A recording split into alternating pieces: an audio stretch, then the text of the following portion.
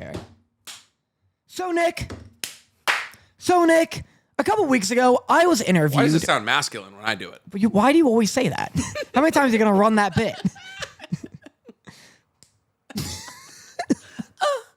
Oh my God. A character reminded me of you so hard this week, and I can't wait to point it out. I'm cold opening. Go ahead. Keep coldly opening. I'm Zach Belling. We're running it back. Yeah, baby, from the top. So, Nick. Camp Rock. Okay. So, going. Nick, Yep. a couple weeks ago, I was interviewed by my college for their magazine because they were reaching out to a bunch of, people who graduated from Ithaca College and became influencers. So they Specifically influencers? Apparently. Okay. I thought it was just me because they thought it was cool what I'm doing. They were like, wow, there's a weird pipeline from Ithaca happening right now of sad boy film major to fucking influencer. Me, Ted Nivison. Mm-hmm. Others, I guess. Fuck, I was going to say you're the biggest one. That's awful news. Yeah. That's like when I found out the guy who replaced Ozzy Osbourne on whatever his band was also from my goddamn town. Black Sabbath, that's what it is. But there's 8 others apparently. They told me mid-interview. They're like, yeah, we're just collecting a bunch. And I'm like, okay. Guess I'm not doing the fucking graduation speech anytime soon. Yeah, so that is compounded with what the hook for my article is. May give you a big hoot and a holler. Oh, good. So they sent me what the article is going to look like, and they're like, check this over for any inaccuracies, let us know, give it a proofread. And I was like, for sure, get the article. Are you wet and little? You can also be successful. Not Ted Division. So specific. Not Ted Division, but good enough. Yeah. So I was like, oh, this is so exciting. I forgot I did this interview. Let me just, I got my readers on, I put the chain around yeah, I got my readers. Yep. There you go. Here we go. God, the world feels different without those. There's so much blue in here. So much less yellow. Oh my God. So let me see. I got these. Let me just connect the little chain so they don't fall off. Danny Motta, class of 21, hasn't had a real job yet. Okay. A little bit of spite there from the fucking writer, I guess. His last job was at Ithaca Bakery as a student at IC. New paragraph. What? That's 2 sentences. See, that's the opening paragraph. I like to think that it's just them ragging on you. Just like... And then as you scroll down, it goes, for the last 4 years, he's been making, quote, silly little YouTube reacting videos to different cartoons and pop culture shows. End quote. I was just trying to sound humble. Yeah. And they were like, yeah, this fucking idiot. I just love that it's like... Go ahead and send your AdSense to whoever wrote this. Go and send a Google Pay receipt to whoever wrote this goddamn article. It's just so funny. Opening line. Danny Motta hasn't had a real job yet. Anyway. How long's the article? Several paragraphs. If they're fucking, several paragraphs of that. So 3 to 5 sentences, maybe. Just getting meaner and meaner. Yeah.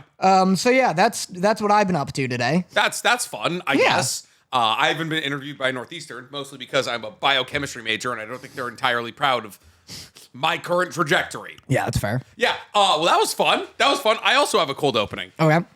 Danny's watching Love Island. Correct. And Danny is into 3 episodes of Love Island thus far. Correct. Of America season 7. Yeah, I'm hanging on the edge of my seat right now, finding out what Jeremiah thinks of Huda's baby. I don't know yet. You're gonna get to That's such a cliffhanger. You're gonna get to such a good moment, and then you're gonna get such crazy baby fatigue with Huda. It's gonna be great. I already have baby fatigue with Huda. So go ahead and give us your rundown of your favorite characters. What's going on? I mean this in like the biggest possible way. Do you know how many people do reactions to Love Island? I bet a lot. Dude, Love Island had more people watching it in America than the NBA Finals. There's a bar in Silver Lake. I was in Silver Lake the other day, and there's a bar that's like every Sunday, Love Island on our big screens. Yeah. That sounds hype. You're like one more ear piercing away from moving to Silver Lake. Yeah. Oh, you know, we need to get you some Marlboro Reds. No, American Spirits. Okay. A couple of crop tops and at least 2 carabiners, and boy, you'll be set. Dude, I tried buying that crop top. You didn't want me to. The croissant. The croissant. Yeah. That was absurd. You gotta start. Croissant top. That was like buying 1,000 horsepower like car as your first car. You gotta ease in. Yeah, that's fair. I can't trust you with that level of crop quite yet. That's fair. It's too high. You need to find out how to manscape your lower tummy hair. You know how... So I very much believe the best version of a crop top on like a girl is low-rise jeans and above the belly button. God, you were born in the wrong era. I need to see belly button. That's the best version of that look. I think for men, we do the same logic above the nipple. Just like Just right above the nipple. That's good. Yeah. It's like that thing Ashitaka wears in Princess Mononoke. 100%. Literally just sleeves. That's like the assless chaps of your chest. Yeah, I want just sleeves and a drawstring. That's good. Or straight across for modesty. Yeah. That'd be really good. Yeah, you were born in the wrong era because the era before us was low-rise jeans and crop tops, and then we got high-rise jeans and like our like 18 to like early 20s, and then we both got in relationships, and now low-rise jeans and like crop tops are big again, but now with like younger Gen Z, like 2021. Yeah. It's like very like Y2K fashion. Yeah. So you're born in the wrong era. I know. I just simply was. Don't like low-rise jeans. You're insane. You're a madman. I don't know. I'm not a big fan of them. But I don't miss every like coming of age comedy movie doing a shot of like a girl bends down and you see the whale tail. You remember when whale tails were big? 100%. I mean, it was never whale tails were never a Whale thing. tails are so weird. It's just like just wedgie Once bait. again, somewhere we disagree. You're insane. I love a whale You're tail. insane. I love the look of like the little like the underwear strings above the jeans. Absolutely. And like obviously that coincides with low-rise jeans, but I'm just not a big fan of low-rise jeans. But I love a good pull-up. All right, then let's do a male equivalent where undershirts, you know, like a white tank top. Yep. Get the little sleeves of that out of the collar. Wait, what? Sleeves of that out of the gut? Okay, no, Like, I was gonna say pull the sleeves of your There is a undershirt. male equivalent. It's It's just crop like a top. Hanes waistband. Exactly. It's literally exactly that. Yeah, that's true. There's and that's good though. I like that. I like that on girls It used too, to though. be Calvin Klein. That was like the thing. Is like everybody wanted like Calvin Klein or like you wanted waistband. Versace underwear. It'd be like above the kind of thing. I love seeing a Calvin Klein waistband on like a girl. Oh yeah. I Oh, don't like the whale also tail, though. big. Was like Yeah. Calvin Klein, like kind of like it was like a sports bra, but it was like sports E. Yeah. Because they had the big thick band. Yeah. Anyway, Just two perverts. love. Just two perverts. Yeah. Amen, brother. Amen, brother. Are we too thick? Danny imitated shotgunning a smoothie for the audio listeners. But I do love Love Island. I'm on episode 3. Episode 1 was such a drag. It's so tough getting to know these Did you like just... the 4-minute fucking that's the way you make me feel? Fucking out-of-body experience of watching these strangers awkwardly dance. Yeah, these strangers who were way better looking and way more vapid than me, like, oh, we're moving. Scooching. Just fucking get introduced and have like awkward small talk. And then you're also sitting there knowing that the premise of this show is that every single day is recorded and delivered as an episode. Mm-hmm. And so I'm like, God, this is going to be the slowest show I've ever seen in my life. Nope. Ramps up by the end. Yeah. Dude, once they introduce the horniest fuck host, it ramps up. I Ariana hate Madix? her. I don't like her at all. Oh, you don't like Ariana Madix? Too old to be that horny over a bunch of 20-somethings. Fair, honest. I think she's 39, 40. She comes out. Also, you're the host. I don't want to be watching Survivor and have Jeff Probst be like, I'm hot and heavy over here. I guarantee you there's a lot of women who would watch Survivor who would want that exact thing to happen. I just hate... In fact, go home tonight and ask Sarah how she feels about Jeff Probst. I just hate this host fucking revving her engine over all the little hot intricacies going on over here. Yep. But so... There's a lot of bold takes. These are a lot. He first started watching the show. He's like, oh, wow, Hutta, va boom. And I was like, hey, brother. And then he came in today and he was like, wow, Sierra, va boom. And I was like, all right, cool. These are early impressions. These are early impressions. I know Nick started hitting me with all the controversies. Yes. It's not my fault. So now Shelly's the only one that I'm leaning on. Shelly is cool. Fuck. Shelly's cool. Shelly's gorgeous. Belle Dasha seems like a great person. She's running a flawed meta. Don't come on to kissing the show. Like, you cannot kiss. Don't make other people feel bad for playing the kissing game 100%. on the kissing game. Yeah. Like, it's so not shocking or shitty in my mind of Nick to be like, yeah, I'm gonna jump ship here. It's shitty that he's like, well, I'm still open to you. Like, that's annoying. For those of you who don't know what Belle Dash is doing, she's basically she's running Smash competitively. She's running a pacifist run. She's running the pacifist run, but that would be right. But that's almost kind of recommended. I'm saying, like, I compare it to she's like trying to play in a competitive Smash tournament without any like down spikes, like over the edge. Like, she's not trying to like down spike with Mario or down kick with Ganondorf. Like, she's absolutely trying to win without down spikes. Yeah. But it's like, it's just funny to see someone go on the show and be like, God, there's no gentleman in the world anymore. Not on Love Island. Not on, hey, we're going to be in a relationship in 2.5 weeks and let's fuck in a room of 5 other people island. Not on the show where every night they do a game where everyone's blindfolded and then the host comes up to you and goes, you should fuck Shelly. It's like, whose big fat juicy lips did you just lock with? What stranger did you swap tongues with? Go ahead and rate them for me. Yeah, but anyway, it got real gripping by the end of the first episode. Episode 2 was a flawless banger from beginning to end. I was gripped all the way, because they introduced DLC. Yes. New DLC dropped, the Bombshells. It's Sierra and Charlie. And they shook up, Sierra shook up the whole thing. Yeah. Charlie didn't really leave an impact. No. Which is weird, because he was, like, real charming, real, like, genuinely good dude. Nice guy. We follow each other on Instagram. I beat him in beer pong like a week and a half ago. Nice. Yeah. So a wimp? He was like, in the UK we play darts. And I was like, brother, I don't where do you find dartboards? I was like, this requires red solo cups and ping pong balls. He looks like Lucifer also from the show Lucifer. That's fair. Yeah. But he was great. None of the women gravitated towards him, except Shelly a little, but not enough.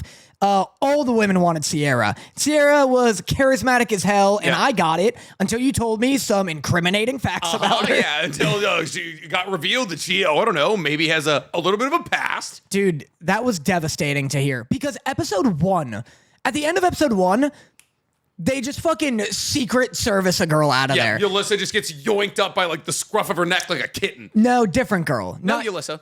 No, I think Ulyssa's no, it's Yulissa. The girl with Taylor. No, that's Alandria. I think you're mixed up. I'm not.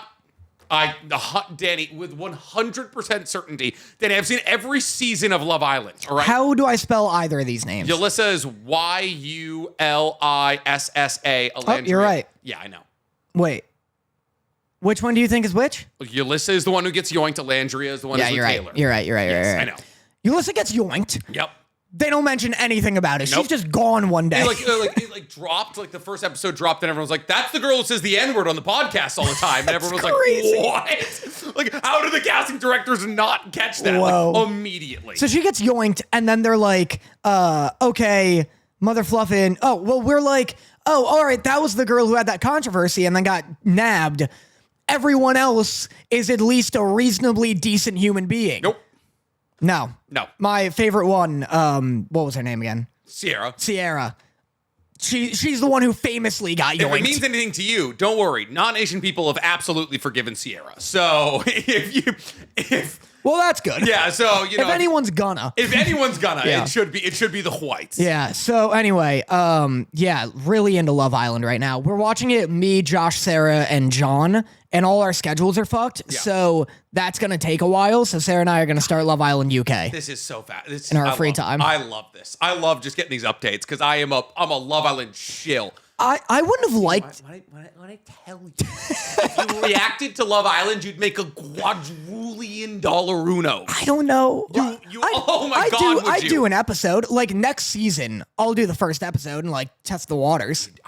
It's the biggest show in America. It's the biggest show in America. They love it. You watched Good Omens or whatever the hell, the fucking British TV show with the ugliest acting cast of all time, and they're like, oh, I'm the hot take. I'm the Oinsin Moind and Moin. I don't know. I remember like one bald guy who wore goggles. Nick, I keep telling you which fandoms not to go for. I don't know, which is it called Good Omens? It is Good Omens.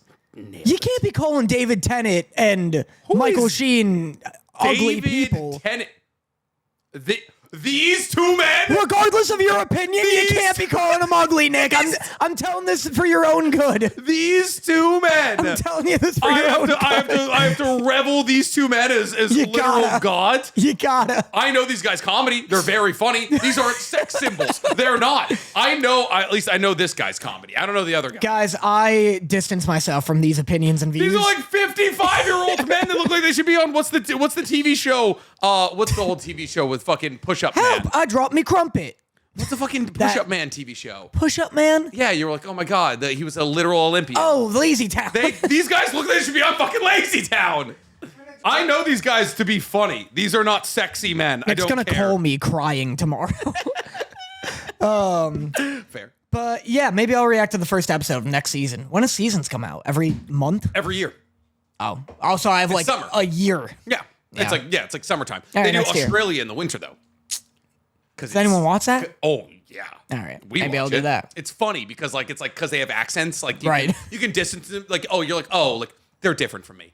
But when it's like it got real Stop hard. with this it line. got real hard for us to get into American because it's like they sound like us and they also can be so dumb. And so that's embarrassing. Yeah. Like, they sound like me. Yeah. But then like when it's Australia or in the UK, you're like, oh, that's not me. I feel no like reflection. And also the UK, there's a Botox epidemic over there. Yeah. It's like lip fillers and like their way out. It's like oh, that is not a person I've ever even interacted with. Right. Yeah. Oh, it's great. It's perfect. All right. Anime. Yes, big anime week here. So for those of you who don't know, we're going to do a quick rundown on all the things we're talking about because, oh my God, is there so much. There's 2 episodes of Sakamoto Days. Oh, I didn't watch those. Yeah, no, you didn't. No, which I forgot. is good because I didn't watch the 2nd episode of Tougen Anki. Yeah. There was the 3rd episode of Hikaru Died. Kaiju number 8. You got to remind me shit's coming out. 2 episodes of Kaiju number 8 as well. Why 2? I don't know. Dude, I was hyped when a Gotcha Kuda didn't drop this week.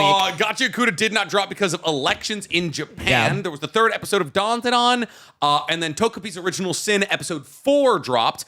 And that is... Oh, and then there was 2B Hero X, the last episode of Ghost Blades. Yeah. So a lot going on here. What do we want to start with?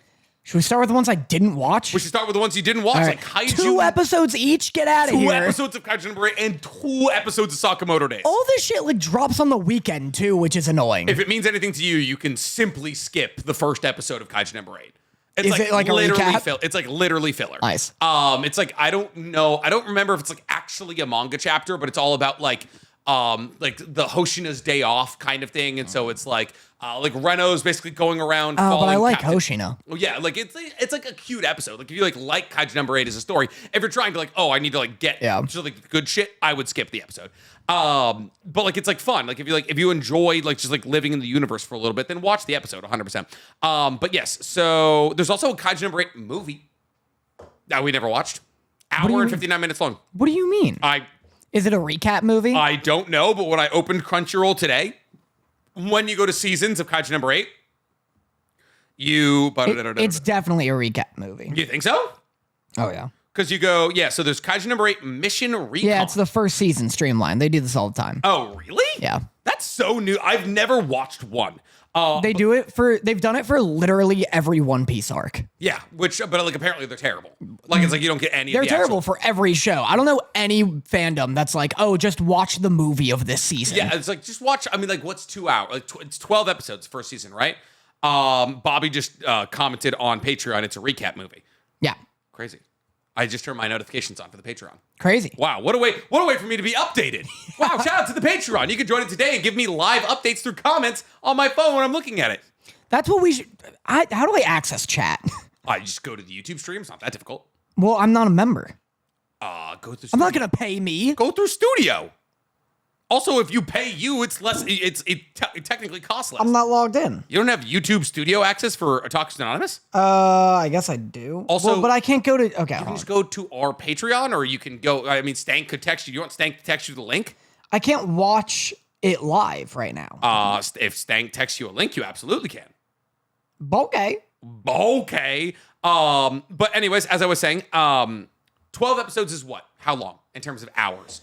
4 hours? So it's half the time. Yeah. But anyways, yes, an extra episode dropped called Hoshina's Day Off, which I think is just an adaptation of a chapter that's I don't know, because there's not really extra chapters that drop in the Kaiju number 8 manga. There's like 0.1 chapters that are just like drawings of like all the different characters in different settings.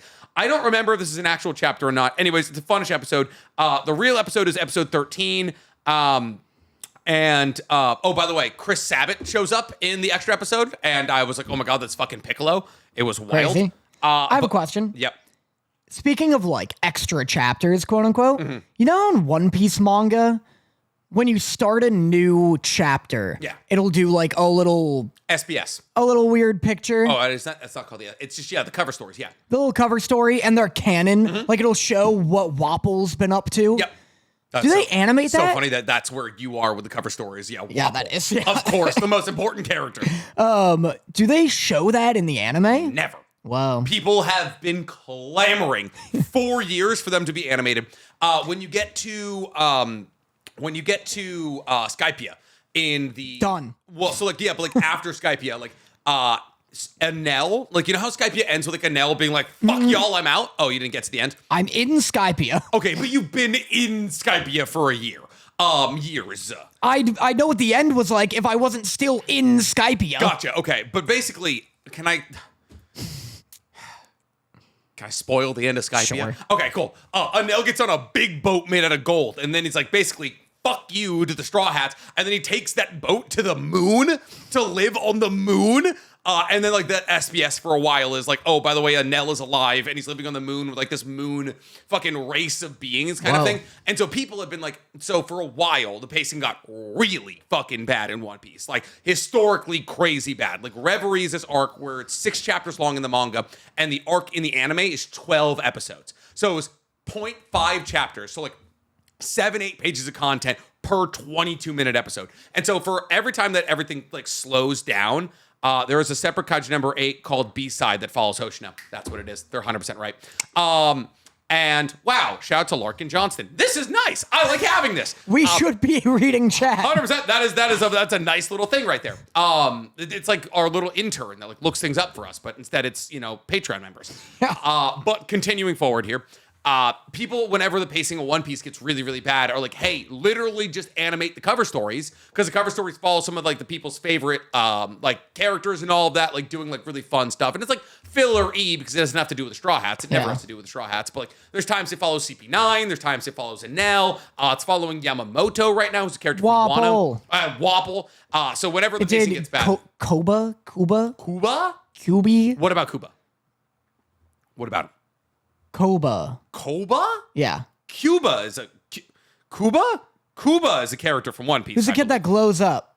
Kuma? Oh, fucking Kobe? Corey? Kobe. Yeah, him. He's in them. How did you get to Kuba? Kobe is a much more regular name, especially here in LA. You never stop hearing about We both know a Kuba. We do? Yeah. Kuba? Yeah. He was at your party once. Oh, Kuba! He doesn't like me. Well, yeah. Kuba, I went to a party at his house. Yeah. Well, and he was over at your house. That's how I met him. Yeah. He came over to my house, and I went to his party. Yeah. Acted very regularly. And anyway, the next day he was like, "Hey, I got a bunch of complaints about how you conducted yourself at the party." I was like, "I played Papa Shot in the corner by myself." I was like, I sang a little My Chemical Romance on fucking what's it when you karaoke. But yes, we do know a Kuba. Anyways, so moving forward. So Kaiju number 8, it's from the B-side. That's what it is. The extra episode is from B-side, which follows Hoshina.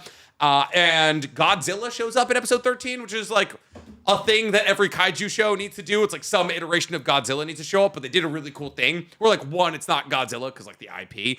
Because of that, they had him trumpet like an elephant. Like whenever he opens its mouth, it's not like the, it's like literally just an elephant noise. Yeah. But they did a really cool thing where they remixed the OST of Godzilla, the womp, womp, womp, womp, womp, womp. Well, that's actually the remix of that. But what anyway.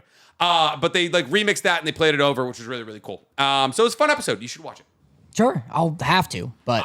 and then you also didn't watch Sakamoto Days. I only watched the first out of 2 episodes of Sakamoto Days. And they put even less money into this season. Really? Yeah. So you remember how like we were like, oh wow, like if there's one takeaway from season 1, it's that the animation, like we don't love the art style, but the animation's still really, really good. Yeah. Get rid of that now. It is all slideshows. And it's like really well done slideshows. Like, it's not like, you know, like when it's like you're watching fucking Record of Ragnarok or Blue Lock and it's like a sliding JPEG kind of thing. They do a really good job of connecting individual slides to make it look like it's motion. But once you like actually sit down and start watching it, you're like, oh, I haven't seen a punch move. And it's like, oh, like it's like he'll dodge. Like you'll like like a dodge will be animated, and the next thing you know, it's like speed lines, and then it's like a punch in the chin kind of thing. So it's like not the worst slideshow I've ever seen, but like we're now Xing out the part of the show. Yeah, the redeemable part. The redeemable part of the show, which was its animation. Yeah. Which is a crazy move, but when you consider the fact that season 1 probably didn't get Netflix that much money, why put that much more money into Sakamoto Days? I mean, well, I have to assume that all of this was animated like, I don't know. How long did Sakamoto Days come out? Feels like Sakamoto Days was coming out like yesterday. Like 6 months ago. No. I think so. I think it's like 2 seasons. I think it's like 2 no, seasons. it's 2 cores. Well, I know, but they're 2 seasons apart is what I'm saying. No way. There's no way it was coming out in 2014 or February. I think it was like 2 seasons ago. Because we're in summer 2025 right now, which would mean that spring 2025 and then winter 2024 is when I believe I guess Core 1 was coming out. January. That's crazy. Yeah. My God. Man, I got a steel trap on this fucking on his shoulders, dog. God. Yeah. Crazy. So yes, a lot of this was probably animated prior, maybe? Yeah. I'm so not excited to watch Sakamoto Days. It's kind of fun that it's back. The serial killers are like, they're cool. I'm more excited for it than I am like Tougen Anki, if I'm willing to admit. Yeah. It's not that I disliked Tougen Anki. I had like feelings for Tougen Anki. I was like, oh, this is fun. But I'm not like, I don't feel any need to click back into that universe. They're both similarly mid. I think it's the fact that Tougen Anki is like new that I'm less like. I saw the like image on Netflix, like the recommendation to watch Sakamoto Days the other day, and it filled me with hatred. Just like purposely scrolled past it and like deleted that from your memory. I was like furious with the idea that like, I was almost like, how fucking dare you come out with this again already? Yeah. And it's not worth the hatred. Like, it doesn't do anything offensive. It doesn't do anything bad. Just the fact that, like, my job requires me to watch more of it pissed me the hell off. Yeah. Because it's just so... I don't like anything about it, I think. You know what's a real shame is that, like, a lot of the anime that we're enjoying are going to be gone. So, like, Dandadan's going to be around, which is great. Kaiju No Break's going to be around, which is great. To Be Hero X is going to be around the whole season. Yeah. Gachakuda will be out forever. Gachakuda will be out. I think they're doing 12 episodes. 12 or 24. Which is like, still, it's like the whole season. Yeah. And then, like, the Summer Hikaru Dai is going to be around for a while. But, like, I'm just kind of sad that Takopi's Original Sin is going to be gone. Yeah. Because I fucking love this show. Should we talk about it? I mean, yeah, what are we going to talk about with Sakamoto Days? I mean, there's just like they introduce like a lot of the order. Like there's like the scale is starting to build in Sakamoto Days. So like it's a bad, like it's the animation doesn't look as good as it looked in season 1, at least from a fight perspective, but it might get better. Yeah. And I am like excited-ish for season 2. I'm probably going to watch all of season 2. Yeah. Like I'm much less dour on the show than you are, but like that's just because like I've read the manga and enjoyed it. Yeah. I mean, yeah, it's so interesting with anime that like they can just have like an off episode. Yeah. So it is possible that they're just like, oh, this episode specifically didn't get the budget, but like the rest of the season will. And maybe it will. I mean, like the second episode is literally already available, so you can just pop into that. But yes, Takopi Original Sin, that's what I want to talk about. Yeah. This is the best anime of the year. It's so much goddamn fun, Danny. And by fun, I mean like deeply depressing and so fucked up, but it's so artsy. Yeah, this is the best episode of like anything I've seen on this podcast, I think. It was crazy. We're talking about episode 4 of Takopi's Original Sin. And it's all focused around Azuma's descent into like basically madness. Yeah. And it's so powerful. And it's like you're gripping your seat because you're like, fuck, Kuze, the main character of this story, is like not a good person. They are manipulating Azuma. You're like, I thought you were a victim and now you're the actual problem here. Like, well, they're all like, I like how complex and nuanced all the characters 100%. are. Where it's like, it just shows that like hurt people. Yeah. And that like, you know, abuse breeds like more abuse. Yeah. But and I do really like that what's her name? That Kuze isn't this like, yeah, we saw her be a victim the whole first half of the show, and that doesn't mean that the rest she's this like infallible little angel. Yeah. Because, yeah, she's fucked to this kid. 100%. She's just manipulating Ozma because I don't know if she knows it's because, like, I don't know if she knows that he loves her and therefore, like, Kuze is, like, openly trying to manipulate her. Like, I don't, like, that's what's cool about her character. It's like, oh, she could be a manipulator or she could just be a broken person who doesn't understand interpersonal relationships. Yeah. Yeah, I don't know. I mean, her mom is also an escort, so she, like, grew up seeing her mom just, like, use her body to like get things from men. Having a very transactional relationship with men in her life. And it's not that like Kuze's doing anything sexual or like really romantic at all. But yeah, it's like she does kiss him on the cheek. Well, that's the thing. There's like a moment where she like kisses him on the cheek to like get what she wants. And it's like, oh yeah, this is probably like learned behavior. Oh, 100%. This is a crazy way to address the class. There's a moment where the police, like a full police squad, blasts into their classroom and is like, so as you guys know, Jessica's dead. Yeah. It's fucking Marina. We found her on the we found her some alien contraption.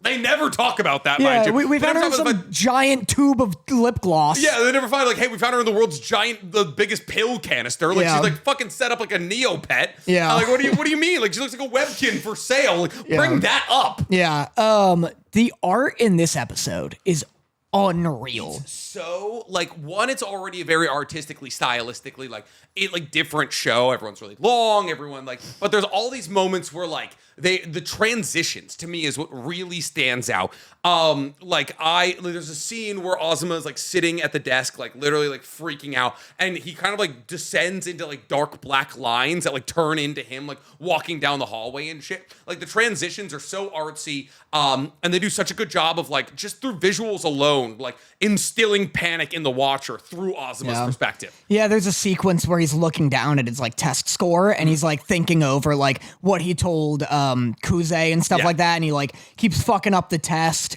and he's like, his mind's wandering, it's not working, and then his teacher comes and they're like, yeah, that's it, you're done. And then he looks back down at the test and it like cuts and it's got like a 54 out of 100. You know what pisses me off about Japanese tests? Checks are wrong. What do you mean? So like in that test, you'll see like this, like dashes through are wrong, but in America we use checks to be right. And so like oftentimes in Japan, like when they're doing anime, when they're doing oh, you failed this test, and I see all checks, I'm like, fucking nailed it. I was like, dude, we fucking nailed it. It's like, we're gonna spend more time with Kuze. That's so interesting too, because I feel like in America we do that to give a sense of dopamine. Yeah. Where like even if you did bad, you're looking down, it's like check, check, check, and it's like, nice, I got those. Yeah. But yeah, and then the pancakes was so good. It was so sick. They made pancakes look like disgusting and horrifying. So they turn the lights off, basically. Like, Kuze's mom's like telling him basically, I give up on you, kind of thing. She's like, oh, you're going through a tough time. You're being a child, revolting against me. And like the lights on, like there's like pancakes wafting, and then like she turns the lights off, and it's like these pancakes. It's like very similar to the Toji moment, where like they made a takoyaki look like unsettling and uncomfortable. Yeah, it looked like they beat this stack of pancakes within an inch of its life. Yeah. That was just all great. I was waiting for his brother. Because at the end, his brother goes plus ultra and gives him a United States of hug. Danny, I'm so happy. I literally wrote, I said, I didn't expect the MHA fight scene. I knew just by writing that, I was like, what if I forget what that means? Or Danny doesn't know what that means. I was like, he'll know what that means. Yeah. The second you see a bunch of fucking rainbow flurry lights, I was like, let's go, it's MHA again. Yeah, so that was crazy. But like, it was at the peak of like, this kid's life is fucking awful. Yeah. And if the show didn't open with Kuze trying to kill herself, I think this kid was going to kill himself. 100%. But the reason I didn't was because I was like, if he does, the suicide rate of this town's too high. At this age demographic. My other note was, is Hokkaido shirt for... Hold up, I got nervous. My other note, I'm trying out this new stand-up material I got here. My note was, is Hokkaido short for how do kids live here? Hello? Guys, let me hold up. I don't think you guys heard how well, actually I wrote how kids do live here because Hokkaido doesn't. You get okay, all right. Yeah.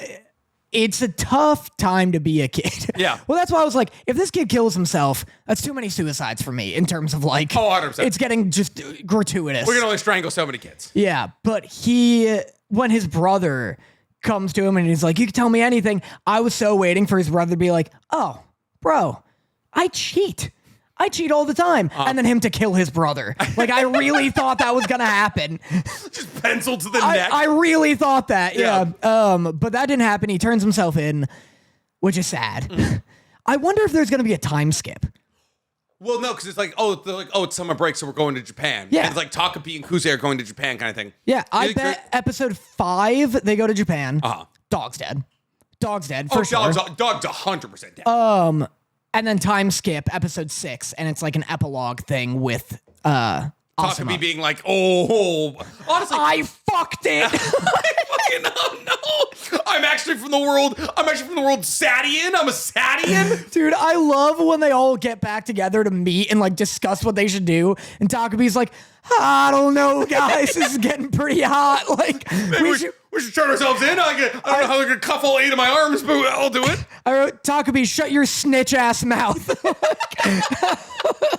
You just see Kuze start to bring the camera back out again. Just like bashing. Just beating them to death. I just love Takopi. It's like pouring rain, and Takopi's really being like, hey, I don't know about this pee. I think Takopi's not even doing the pee anymore. It's just like, this shit's getting pretty heavy pee.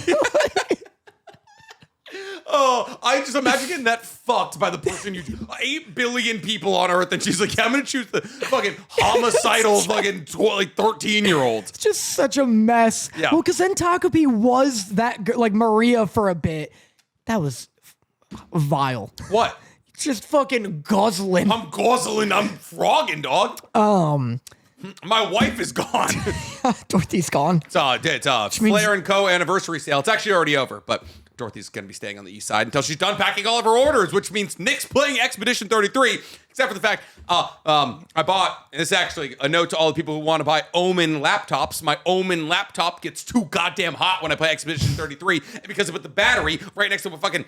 I put the heat sink next to where you like the LED like projecting thing for the screen shuts off. The screen just shuts off when I get like 30 minutes into Expedition 33. And I ordered an under fan little blowy thing for my laptop. I was gonna say. Got lost in transit. Oh, well. Yeah. And now I'm just like kind of not ordering one out of like spite for the fact that Amazon lost my package. We can go to Best Buy after this. I kind of want a keyboard. I want a new keyboard. A little creamy clacky. Yeah, I want some cream. Yeah, it's a little creamy clacky. Hi, get me your finest creams. Hey, I wanna when I touch it, I want a cream, all right? Yeah. Give me your finest keyboard cream. Look at him right in dead in the eye like, that's not creamy enough for me, all right? Oh, fuck. I should do that. I should make a video that's just my old keyboard and it's covered in real cream. Like, this is the creamiest keyboard on the market. Like, I don't like that at all. Yeah. But and then the videos are like, and you could even add ketchup. And then it just ends like... But and then the keyboard's covered in cream, and it's like pans over, just Vaporeon plushie next to it. It's like you're next. But yeah, this episode is like this show is one of the best anime of all time so far. Good. I think it's so goddamn good. And so people are like, oh, like when the like. I saw this TikTok. It was like when the projected best anime of the season meets the unexpected anime of the season. It was Lord of Mysteries, which apparently has like a 9 or higher on all of its first 4 episodes. And then it was like Takopi's Original Sin, which has like a 9.3 or a 9.4 on all of its episodes. People are digging Lord of Mysteries. I gotta catch up on it. I liked it. I just fell off because of fucking what came out with 3 episodes in one day. Takopi's Original Sin. Yeah, Takopi knocked it off. Yeah. It was like like an hour and a half of fucking content for Takopi's Original Sin. So yeah, that was good. Should we talk about Tougen Anki? And by we, I mean me. I mean, yes, by we, I mean you. Yeah. How's the school? Well, are they all devils? Well, yes, they're all devils. Okay. So the episode opens with he's like tied up, and there's like a Hoshina type character. Here, I'll give you the manga, which I brought. Before we go any further, over under. Yeah. How many demon school anime do you think there are? I'm going to set the line. Ooh, actually, you know what? I feel like this would be a good time to kick to Patreon and have somebody from Patreon set the line here. I'm going to curve it. I'm going to do a wanted curve it. Oh, that was way too hard, please. I was giving you a demonstration. Let me use my ribs. I want to be just like you. Please, I'm going to curve it. Throw it under I'm going to curve it, Daddy. Like that? Please. Is that kind of curve? I'm so scared. There's a million paper cuts coming my way. Okay, cool. You throw things at me every other I week. throw coins at you, Danny. Push. It's wood. What are you? Rats. The fucking emperor? The Lord Ruler. The Lord Ruler, except he actually wore metal, and that was actually his downfall. Stupid idiot. Stupid fucking idiot. Anyway. Sorry, spoilers. Spoilers to the first Mistborn book. Mistborn. Googling. I'm just trying to do a segment here. Oh. How many demon schools are there? Let's say the line is 12. Would you want What the over counts under? as a demon school, though? If you go to demon school, No. Hold on. high school DxD. No, but is Demon school. is JJK a demon school? No, demon fighters. I'm saying they're demons at school. The irregular at Demon Slayer is not a demon school. You're Demon saying? Slayer. No, because they're killing demons. I don't fucking know. I've never watched anything High that school was DxD. The irregular. No, not the irregular at Magic School. Something the irregular. The one with fucking Blue Exorcist. Blue Exorcist. I think. I don't know what that's about. Oh, Rosaria plus a vampire. Maybe. Is a vampire a demon to you? a vampire could be a demon. Okay. That feels thin though. What about a fucking Devilman Crybaby? Demons that go to school. Not a demon school though. I know. It's like 2 demons. That's what I'm saying. You're falling apart. I don't know. I can list 2. But like, there's absolutely a bunch we haven't seen. All right, you tell us how many demon school anime are there in the comments below. Stank, send me this fucking. Did you tank Stack Did I text Stank for what? to give me the link? Oh, for the stream? Yeah. No, I can do that right now. Okay. Tougen Anki. Yeah. I watched episode 2. Okay. I'm waiting. I'm listening. Okay. It opens and he's like tied to a chair, and this Hoshina type guy go to the chapter. Okay. And this Hoshina guy is like, Double line guy. yeah, him. He's like, oh, bitch, you think you're so cool with your demon shit? There's a BDSM right here. Yeah, it's that. Crazy. My first note was, does he have to be shirtless? Like what? I just put a ball gag in his mouth at this point. Holy shit. But he's basically like, I'm head of a demon school, or I teach here at this demon school, and you're being evaluated to see if you should be here. And then they fight, obviously. Why is he wearing rollerblades? And then he goes, I wear rollerblades to be fast. He literally says that. I kind of like that, honestly. It's kind of funny. He like zips around, like he zips to a whiteboard and then he zips back and he's like, I wear rollerblades for speed and agility. You know what? And the guy goes, yeah, I know. I think we need to instill more rollerblades in our community here. So then they fight and he passes the test and then he joins his demon school. They're fine. The character designs are okay. There's one character. I don't know if I've ever seen an anime character built like this. Okay. Let me see if I can't find him. I'm in the fight. The fight actually looks sick as hell. Fight's pretty sick. It's just him making guns. I mean, it's him making guns, but I could watch somebody make guns all day, baby. He makes blood guns. I'm assuming since this is a show where characters use their blood to make M16s, it's like, everyone's a senior. What's with the oddly weird German-leaning fucking archers that the devil's making? Oh, he does do that. Yeah, he summons a bunch of guys. I'm assuming since this is a anime where everyone uses their blood to make machine guns, everyone's like at least 18. So I'm gonna say, I don't think I've ever seen waifu material this aggressive before. I'm hoping they're 18 because what's this naked punchy scene here? You're too far? You've gone too far? I've gone beyond what you. I've gone beyond what you. There's a full. He is fully naked fighting some. I don't know why he's naked. Okay, I don't know why he's naked either. That does not happen. I'm not seeing any waifu material in the manga. All right, here. give it to me. This might be anime only. Give it to me. Curve the shot. Okay, I'm curving the shot. Oh my god, I'm the best and literally the best ever. By the way, Tougen Anki, the show, sent me these manga. Well, Remaru. Nope, that's a character. Remao? Something like that. Whoever serializes and or made Tougen Anki sent you that. Show me this fucking character. You're at the beginning of the manga there. I'm at the end. Oh shit, you're right. Idiot. Fuck, I forgot how manga worked. Oh, now everyone's gonna know I don't read manga. This is terrible. Damn it. Where are they? I don't know. I don't know. If you tell me, do you want to tell me where to find this woman in Crunchyroll? I can scroll. I can scrub for some waifu material. Here, it's this one. She's on the box. I'm gonna curve it. Okay, curve it. The blonde. The blonde. Oh, vava voom. Okay, so this is a woman that gets introduced here. Is our key love interest? No, I mean, she doesn't talk to the main kid. None of them talk to the main kid. So at the end of the episode, they stand in front of what is truly and literally the gate in front of the forest of death. Okay. So like a 20-foot like mesh fence kind of thing? Just a chain link fence in front of a forest. And he's like, we're going to play tag, and also I'm going to try and kill you. Oh, good. And so it's a forest of death, more or less, but minus the scrolls. So it's just that. He's got like a lineup of like the other students in this demon school. So they're doing the tuning exams. Mm-hmm. What you're telling me is that they're doing demon tuning exams. I mean, and here's the thing, Naruto's also kind of a demon, so... You texting? No, I'm not texting. I'm trying to scrub to the waifu. Oh, it's at the very end. All right, here we go. I got chat up. Never mind, I have me up. Wow, our angle is so... I'm sinking. Help! Are you sinking? Help! Oh, no, you're not. I can see you perfectly fine.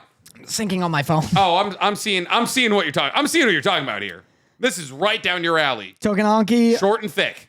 Yeah. Unbelievably thick, unbelievably short. Believably short. Believably short, that's fair. Everybody... Believe it!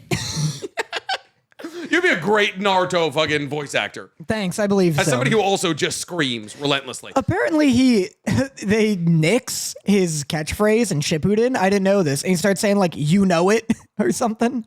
Or he says, you know. I saw a thing where apparently like Naruto's catchphrase Believe it is like a mistranslation. It is kind of like, yeah, it's a word that doesn't mean anything in English. It's like, the epitome, like it's kind of like a slang term. It's like konararu, something like that. But it's basically like dead ass. Yeah. Like it's like more or less like translates to dead ass in English. Yeah. That's sick. Yeah. But yeah, apparently they did believe it so that like, you know, the lip sync would match and stuff.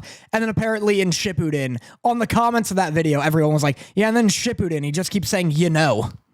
I think, yeah, like that, like, and like he learns that from Minato or Kushina. I don't remember which one, but I think Kushina Kushina's like very much like depicted as like a delinquent. And I think it's like a way that like a delinquent talks kind of thing. Like they end all of their statements in like, you know, kind of thing. It's like, you remember, you seen Blood Diamond? Yeah. You know, Leonardo DiCaprio? Like Yeah. He's always like ending every single sentence with, what the fuck is it? Bitch. No, yeah, of course, yes. Jesse Pinkman from Blood Diamond. He's always ending like, it's like a South African thing, where he like, they end every like, Konoyeru. yeah, something like that. Konoyeru is what Seraph says. Yes. Nice. And y'all have been crooked for the past 4 weeks. Yeah, no, it's nothing. It doesn't look that way. It's not that crooked. Well, it's crooked-ish. It's not anyway. the end of the world. Yeah, it was like a fine whatever episode, but it's like the anime's endearing in the sense that I'm like, if I were 13, I would make this my personality 100%. and then get expelled and arrested. Yeah, because you Don't show this to teens. Yeah, not only because like you're just like leaking your blood out, trying to turn it into a Glock when your teacher pisses you off, but also because apparently finding guns is much easier than originally anticipated. Not only does this make cutting yourself look cool, yeah. it makes bringing guns to school look cool. You're like, hey man, it's crazy. My favorite character actually is a Glock on him all the time. They steal the Attack on Titan ring, where a dude has a ring and it like snaps out to a little thorn and he cuts himself with it. They do that. Annie has that. Attack on Titan. Right. Yeah, because I used to think that was sick. Yeah, it's like because cutting yourself is sick. Well, it's kind of like Colonel Mustang, where like he's got to keep like his like either like a match on him or like he's able to like snap to create fire with his like little symbol in the back of his hand. Yeah, he doesn't keep a match on him. He has the symbol. You know what this and then he carves it into his hand. You know what this is? It's not. This is not a new idea. Beyond the Boundary was a blood-controlling anime around that 2013 era that I also made my fucking personality for a long time. Beyond the Boundary? Beyond the Boundary is one of the most underrated anime of all time. I genuinely believe this. It came out in 2013 and it ran to 2014. I think it's only 12 episodes long. This looks like Bubble. This is like gorgeous. It is gorgeous, but it's all about a girl who's able to turn her blood into weapons. And yeah, it's like trying to find complicated ways to cut yourself so you're able to use your goddamn blood as a sword. These are the coziest looking people I've ever seen in my life. It is kind of a romance anime, but like also very much like a battle shonen. It's fucking sick, dude. I love Beyond the Boundary. So cutting yourself has always been cool. So cutting yourself is cool. Bring guns to school. Yeah. Yeah. Anyway. That's it. That was Tougen. That's more Tougen than it should have been. My God. All right, you want to talk? So Dandadan's third episode came out. I meant to rewatch it. I was gonna, and I ran out of time. I had some Discord stuff. So much fun. It's classic. Cool. 1, 2, 3, 4, 5, 6, 7. Did you notice? What? Was it different than in theaters? I mean, like, it's like obviously, like, you watch anything on a smaller screen, it's not going to be no. Okay. No. Are you saying something got altered? Because I've heard that the theater version was censored to be PG-13. What do you mean? And that it's a little more graphic. Like in terms of like blood? Yeah, just in terms of like stuff, scenes. Someone DM'd me, and I meant to watch it to check, but I don't like. I feel like I don't remember any like actual. There was no moment when I was watching it, I was like, wow, this is grippingly dark or some shit like that. Like it's like also like not like a blood. It's not like a blood focused anime. Like obviously like Gigi gets like riddled with some like glass that makes him bleed, but like it's pretty. Episode 2 of this is pretty intense. Where he's covered in glass and he's trying to keep them from fucking killing themselves. Well, yeah, but it's not like no one's getting like sliced in half. No, that's true. You know, like yokai will get squished or eaten or something like that. But nobody's like, it's not like AOT where I'm watching like Aaron's mom get nibbled in half. Yeah, you know, that's true. Maybe in terms of like what they said, I don't know. But yeah, this episode's great. Yes, this is a stressful arc because I was thinking back on episode 2 also, like what I just described, where Gigi's just trying to keep him from fucking dying. Yeah, dying, and it's just exhausting. It's an exhausting arc, and then he transforms, becomes a fucking Blue Lock super pro. Yep. Good shit. It's so great. Yeah. And so this episode also, it's like absolutely crazy. You get to see, like I said, my only real note was like this fight deserves to be talked about in the same breath as anything from Soul Leveling or JJK. I think Okarun versus Gigi, the way that it's animated, the what it means, the weight of it is like as impressive, if not more impressive, than things like Jinwoo versus Icarus the Blood Red, or really anything from season 2 of Soul Leveling. I don't think anyone should be talking about Jinwoo versus Icarus the Blood Red anymore. Like, when people are like, oh, like choreography is like, oh my god, like what an incredible fight. Like if you're like, hey, what's the best fight in Soul Leveling? It'd probably be that or like Jinwoo versus the Ant King. I think like a lot of fights in season 2 surpass Icarus. Like what? I like the elves. The ice elves one? Yeah. The ant guy. Ant King. The ogre. So like every episode had like some really impressive, sick fair. ass. There was also like the demon at the top of like the 100th level or something. Yeah, that was a pretty good fight as well. It's just the fact that none of the fights mean anything narratively to me. Yeah. And like none of the characters, like none of the antagonists like stuck with me as villains that I don't like remember them. Because there's less time to have them dispatched than it was like they were introduced. Yeah. The only reason I remember Icarus the Blood Red's name is because you keep bringing him up. It's not because it meant something to me. He keeps also popping up, you know, like he's like, because now that he's a Shadow Soldier, he's like always around. Yeah, exactly. It's funny to me that like, I don't know. I don't think that fight specifically should stay cemented in like conversation of like, oh, like this and that. Like, because again, even within its own show, it's been surpassed. I mean, it's the most titular fight in the anime that won Anime of the Year. What do you think titular means? Titillating. That's titular means like Frieren is the titular character, which means like forefront. No. It means she's the character the title is named after, or like. Is that real? Yeah, it's real. I'm trying to think of like if there was like the Last Airbender. Aang is the titular Last Airbender. Holding or constituting a purely formal position or title without any real authority. Titular. Denoting a person or thing from whom or which the name of an artistic work or similar is taken. That's the second meaning. Holding or constituting a purely formal position or title without any real authority. The Queen is the titular head of the Church of England. That means fake title. Yeah, that also means not what I was trying to get to say. God damn it. Listen, all I'm saying is that when we were given the releasal of Soul Leveling, this was the most titular fight. That's the biggest number one thing. No, but it is like the most. That sentence really sums up this podcast, more or less. And then you're just like, hey Nick, by the way, don't call that person ugly, or don't say that anime is bad. And then that's Otakus Anonymous as a whole here. But I gotta say, like that's the biggest fight from season 1, which won Anime of the Year. Yeah. So it's like, oh, cool. Like, I'm basically all I'm saying is like Okarun versus Gigi deserves to be in the conversation with literally any of the best fights in the last couple of years. Yeah, Like it's like a pretty cool. 2-episode long fight that like means a lot because Gigi and Okarun are set up to be like friends, and now Gigi's body's being taken over, but like now the evil eye is trying to hurt Momo, who means more to Okarun than Gigi, but Gigi's trying to be like, oh, I have a friend and also a love interest. They also managed to make a soccer-based power and not seem stupid. Yeah. I hate. It's usually baseball for some reason, but I hate. It's just like a fucking thug with a baseball bat. Yeah, no, that's fine. Like, use a baseball bat as a weapon. I hate, like, Magna from, what's it called? From Black Clover, because he makes, like, a fire baseball. And Yeah, it's when the balls get introduced that I get annoyed. Yeah. Like, beat a dude with a baseball bat. That's Metal just a bat, club. Like One Punch Man, yeah. Yeah, that's fine. But, like, I never like when a sport becomes a power specifically. This works in the same way that the baseball bat, no baseball works. Yeah. Because it doesn't feel like it's, because it's soccer. Yeah. It just feels like an effective, like his weapon is a ball, and an effective way to throw that is by kicking it. Yeah, I reckon it's actually faster than throwing it. It's just like laying a fucking boot on it. And then his backstory is that he also loves soccer and that he's in great shape. So it works. Well. And it also makes for really dynamic posing. Oh my God. More so than like baseball, you got this.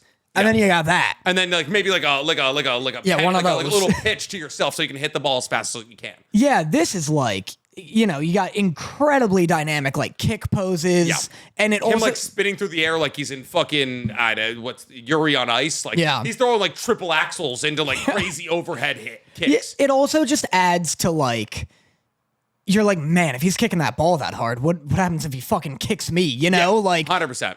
But it's cool because it's the grudges of all of the people that have died from the Kitos, like sacrifices to the volcano and shit. You know what I wish? What? I wish their alternate forms didn't all have the same personality. What do you mean?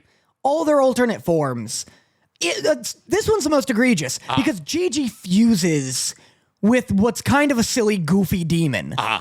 That's like just doing like little dances and wants to play, and then he turns into like some murderous like aura farmer. Yeah, well, yeah, he turns into like a Jinwoo. Like they all turn into Jinwoo, but a little angstier.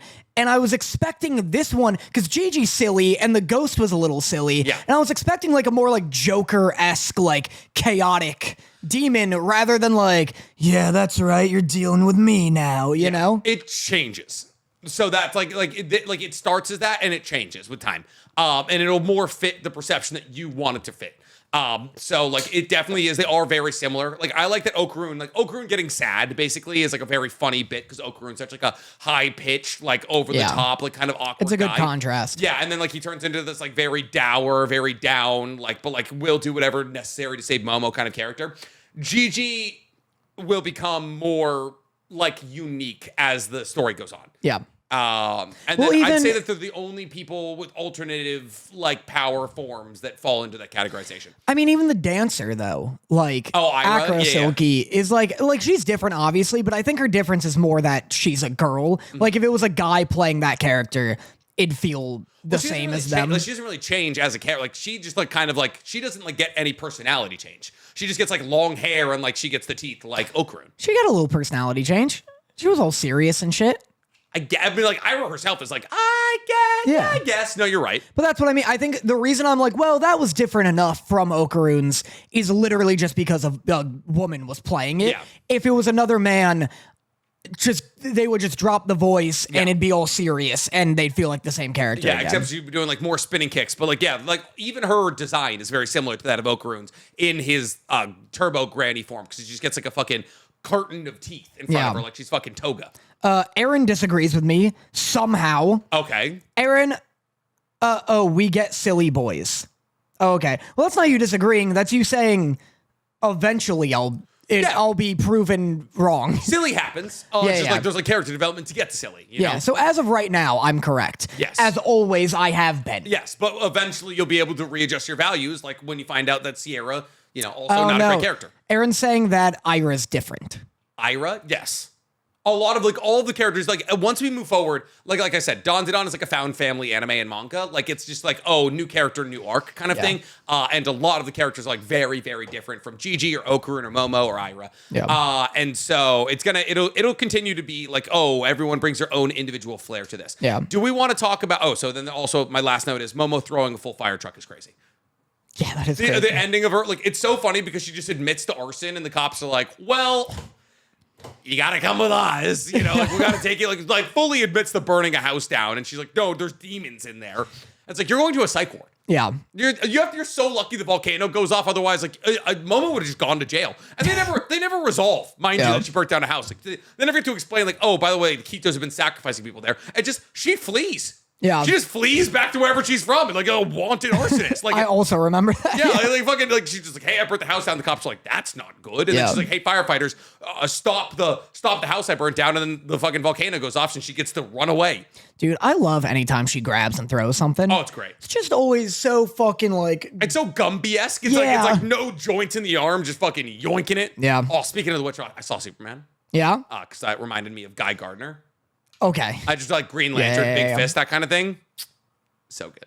Good? You liked it? So good. Out of 10, would you like? I would give it a 10, but I don't like that they made the billionaire the bad guy. And I don't like that Baravia seemed like it was Israel, you know? Yeah. And I was like, why make it political? Superman's not political. Superman's not political. Yeah. I think he would probably lean more to the right than the left. I don't like the libs are trying to, I don't like they're trying to like, steal that, you know, right-wing propagandist of Superman who famously only ever helps, you know, like white Americans. Well, he's a good white Southern boy. Well, he's a good white Southern man. That's what I'm saying. Yeah. You know, and I don't like that they like made him like this illegal alien who landed on Earth. Like, does he have papers? Yeah, And then Clark Kent's got a job working at the Daily Planet. Well, that could have gone to a fucking regular, hardworking American. Why are we thinking so deeply into our media here? It's he's from somewhere else. It's not the same. Yeah. No, it's not, and it's disgusting. You know, it's disgusting to me. And I don't think Lex Luthor got the shakeout that he deserved. I think he treated all of his girlfriends incredibly. Yeah, I don't think he should have been mauled by a dog. And then the guy that he killed, I mean, he handed out food for free. What is this, communist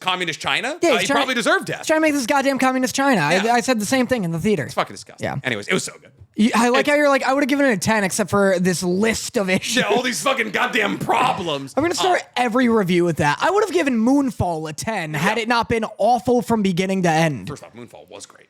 I don't know why it came. That was the one that Moonfall was a great movie. Yeah. Wait, was Moonfall the one with Leonardo DiCaprio? Moonfall's the one where the moon falls. Oh, and then they were fuck the moon on the goddamn airplane, the ship. You don't remember that? You don't remember fuck the moon? Oh, they did right. Fuck the moon on the ship. On the side of the fucking space space shuttle. Yeah. Oh god, that movie was sick, dude. Yeah. Oh my god, I can't believe you reminded me of Moonfall. Yeah. I was thinking of Don't Look Up. That's what I was thinking. Also, different. That's a great movie. Yeah. But it was so good. The soundtrack was great. I'm gonna be real. There was moments where I was like, this is not a great movie. But I think everything, like the entirety of the pocket dimension shit, where they're like, oh, this is like Lex Luthor's pocket dimension. I was like, oh, the anti-proton river. I was like, is this the Minecraft movie? Yeah, I also don't. I didn't love anything to do with the pocket dimension. That was the bad part of the movie. Yeah. It was too like Guardians of the Galaxy. It's just, I don't know. It's just like not too interesting to me. It was slower. And then also it's just like, because it's butting against the way more interesting part of the movie, which is this like war between these two fake countries. Yeah. But like, because I thought the trailers made me believe, like, because you see the little kid raising the Superman flag. I was like, how the fuck is he going to stop this rift and also get to Baravia kind of thing? I was like, well, it's Superman. He can do whatever he wants. I was like, oh, no, they're already pushing. Like, these guys are in Baravia. Somebody else is going to have to step up here. And, like, I get, like, the Justice Gang. Like, spoilers also. Oh, yeah. Fair. Very fair. But like that is like that. I was like so bored by that section of it. And I was like, it's like there's this baby and they introduce Elemental Man and all that. And I was like, not huge on Elemental Man either. Yeah, I didn't care about Elemental Man. All the CGI and like the weird goo river was strange to me. But like, that was my biggest issue too. And then I love the idea. Thanks. Nice. I love the idea of like this deconstruction of Superman where it's like he thinks he can just like go, like someone's doing bad in a country, like some dictator's doing bad, and so if he goes and roughs him up a little and beats him up, then that'll just fix it. But like he'll stop being evil. Yeah, like, but he's still evil. The countries have allies. There's like resources involved. There's citizens, and like I liked. Is this Morse code? What's going on here?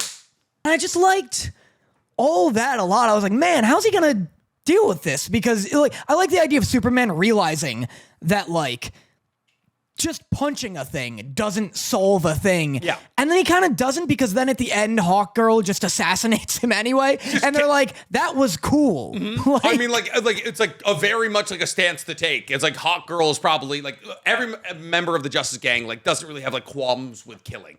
And also shout out to Dina just showing up out of nowhere. I think if one person deserves to act outside of the disaster that was The Last of Us season 2, it is probably Dina. Show up everywhere. Show up everywhere. And Dina. she was great in the role. Like not that big of a character, but still great in the role. But like it's like, yeah, Superman's not going to assassinate these characters, and it was very interesting because like it's the purest form of Superman we've probably gotten since like the old Superman movies, right?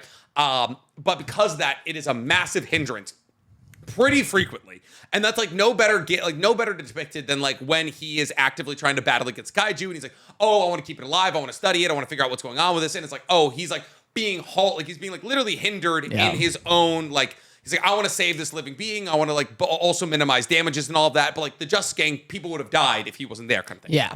So it's like, it sets up this dichotomy between like, oh, what's the right way to approach like committing yourself to justice? Is it like complete and total preservation of life? Like, did he need to save that squirrel? Probably not. Like, the squirrel could have died, but it's like, oh, what a Superman thing to do to dedicate resources and time to save the fucking squirrel amidst a kaiju disaster. Yeah, which is cool. Oh, sorry. No, continue. I was just gonna say, it's cool to see like a Superman that's like the like polar opposite of Man of Steel. Yeah. Where his one priority is to minimize death and destruction. Yeah. But at the same time, I'll say it. Listen, I don't dislike the Man of Steel movies.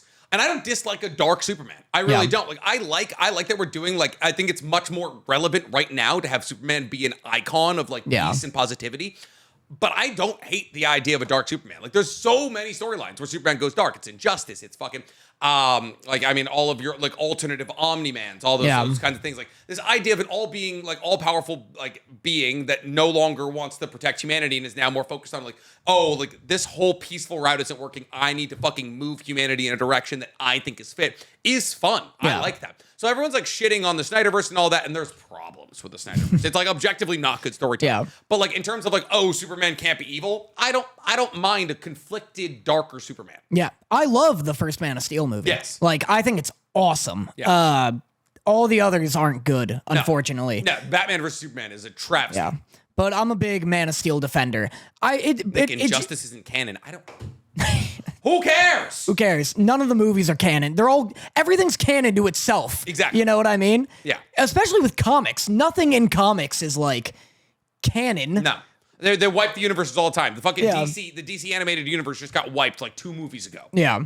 But but it's good and refreshing to see like, because that's the thing is that it's the reason people didn't love the Man of Steel, part of it is because they were like, all right, this is gonna be the new quote unquote canon, like our MCU and our established Superman. So this is the Superman that you're gonna have for the foreseeable future. Yeah. And since it was something more experimental and more deconstructive, people are like, well, what the fuck? Now I'm not going to get my bright, hopeful, happy Superman, like maybe ever again. And so I think like for your main cast Superman, it needs to be something more hopeful. Yeah. And then you could do something like with the Joker. The Joker wasn't like the DCU's Joker. Mm-hmm. The DCU's Joker was like a different one that's more in line with like what's in the comics. Yeah. Well, they fucked everything up. Yeah, they destroyed the Joker. Why Jared Leto? Yeah. Why is Jared Leto in the new Tron movies? It's all a mess. Why is Jared Leto the new MC of the second Tron movie? Everything's a bad idea. Yeah. But like, I think the way to go about doing like an Injustice Superman is you have this Superman, James Gunn's, as your main one. Yeah. And then you're like, oh, we're making a side movie and it's what if Superman went evil? Yeah, make the Red Sun or something. Yeah, exactly. Like, easy as that. And it won't affect the hopeful Superman you like, and you will get more of that. Or introduce Bizarro. I mean, we just did fucking... Well, Bizarro will come. Do you think Bizarro will come? I think he's Bizarro. I think Ultraman goes into that black hole, gets Bizarroed, and then comes back. I kind of like that idea a lot, actually. Because like when they introduced Ultraman, I was like, oh, okay, cool. Like Ultraman is just Superman's clone. He's like Superboy, but like he's like more simple. And I was like, oh, we're taking like a lot of Bizarro inspiration here because like Bizarro is just like reverse Superman, but like kind of dumber. And he breathes fire. What? He breathes fire. I don't remember that. Yeah. I don't remember that at all. I think he has cold eyes and he breathes fire. Kind of sick. Yeah. I do like that a lot. But yeah, so I was like, oh, this could possibly be Bizarro. But everything was great. I like the reveal of Supergirl at the end. I like the That's fun. Supergirl being the actress from House of Dragon. Yeah. The younger Rhaenyra. Yeah, the younger Rhaenyra. I thought that was sick. And yeah, everything was good. I think everything post the pocket like prison dimension, perfect Superman movie. Yeah. Everything up to that, okay. Pocket dimension, bad. Yeah. Overall, 8.2. Fair. I'll give it that. I like that too. Yeah. Mr. Terrific's awesome. Great. Like, best part of the movie. When he's like palms the guy's face, he's like, I'm Mr. Terrific, bitch, move. Yeah, he does do that. Yeah, that was awesome. Guy Gardner, I thought also was really good. I thought it was fun. I love the imagery of him fucking off tanks, literally. Like, that's literally awesome. Flipping them all the bird was awesome. That's really cool. I just, I'm in the same camp where I like... The superhero stuff I like is the more deconstructive and subversive and like dark stuff. Yeah. So the idea of Superman tackling like a Middle Eastern war and having to figure that out is more exciting to me than him dealing with some like monkeys on typewriters, literally. I mean, that was really funny. Like, I was like, I have to admit there was parts of the pocket dimension I enjoyed, and Lex Luthor going, like, bringing hating to a new level, fucking kind of awesome. It's like, I get why, like, that's what people want to see and what people like. It's just, it's almost like they had, like, a plot that's more catered to me dangling in front of me. And I'm like, I want to see him in Bulgravia or whatever it is. But yeah, I also liked, I saw a TikTok where James Gunn was explaining that the scene where Lex Luthor executes that dude was almost a little longer, where he executes him and then like some blood starts spilling out on the floor. He's like, he fell funny. No, but that'd be good. And the blood goes on the floor, and then he like moves his shoes, and he's like afraid it's gonna get on his shoes, and he turns to that guy, like the dictator, and he's like, soak up the blood. And he's like, no. And then he's like, no. And then the guy like sheepishly gets down and lays in the blood and like soaks it up with his suit. That would have been sick. That would have been wild. Nicholas Hoult was also great as Lex Luthor. Yeah, he's good. Him screaming like 1A, 1A. I like that. I love that it's like Tekken combos for Lex Luthor here fighting against like Superman. I thought that was awesome. I like him writing them down and like he's on the phone and hands it to someone. It's like such a perfect. For years I've wanted Lex Luthor to be common, just based off like the fact that like I feel like Lex Luthor in a lot of the animated movies is like somewhat melanated. Like he like sometimes looks like a light skinned black guy kind of thing. And I was like, oh, fucking Common would be so perfect for this. I never would have in a million years been like, oh yeah, make Nicholas Hoult Lex Luthor. He did such a good job. I also agree. He's usually lemonaded. Yeah. He's usually laminated in the movie. He's like, please help me. I can't breathe in here. Help me out. Oh, please, $1 billion. I can't figure out how to get out. It's like literally like baby in a plastic bag final boss. Yeah, only in the animated though. He's only ever white in movies. Yeah, but like for some reason, in the animated ones, they're like, what if here? Apparently, also the Supergirl movie is going to be based off a comic that, according to somebody in our Patreon, I'm sorry, I swiped away from it. Someone in our Patreon said the comic's going to be John Wick meets Star Wars is what the Supergirl movie is going to be based off. That's awesome. Yeah, I'm assuming it's going to have to do something with crypto, most likely. I don't know. Where's the dog? How can you? When I hear John Wick, I associate that with guns specifically. I associate it with dog death mostly. Oh, maybe that's what they mean. Yeah, because because it's crypto. I forget that it has to do with a dog because because there's many movies that no longer have anything to do with dogs. There is dogs in every movie. Yeah, they do a lot of them. One dies in the beginning, and that just starts everything. Let's see what some people thought about Superman. Oh, okay. There's also an issue with people idolizing darker Superman, like people and turning away from empathy and compassion. Yeah, I guess you kind of talked about that, where like now is the time. Oh, now's the time to have him be the symbol of hope. 100%. Yeah, that we need like a guy who's just like, hey, let's just like save people as best we can. You know, like him like being like yelling at Lois, like she was like, oh, did you get the DOJ's approval to fly into Bravia? And he was like, people were gonna die. Yeah, like that's so like perfectly Superman. Yeah, Supergirl was totally a surprise. The vendor scene hit me so hard. Best live action Joker IMO is Heath Ledger. Yeah, I mean, that's probably never going to change. I don't know. I like Joaquin Phoenix's first one. I also like Joaquin Phoenix. Yeah. as well. I think that was also a really good representation of the Joker we needed in the moment, was Joaquin Phoenix in the first Joker. I mean, I think that one's great. I think it's like a better written character than it is a better performance, because Heath Ledger, you like don't, there's so few performances I've seen where I like can watch the movie multiple times and be like, I still don't see that actor.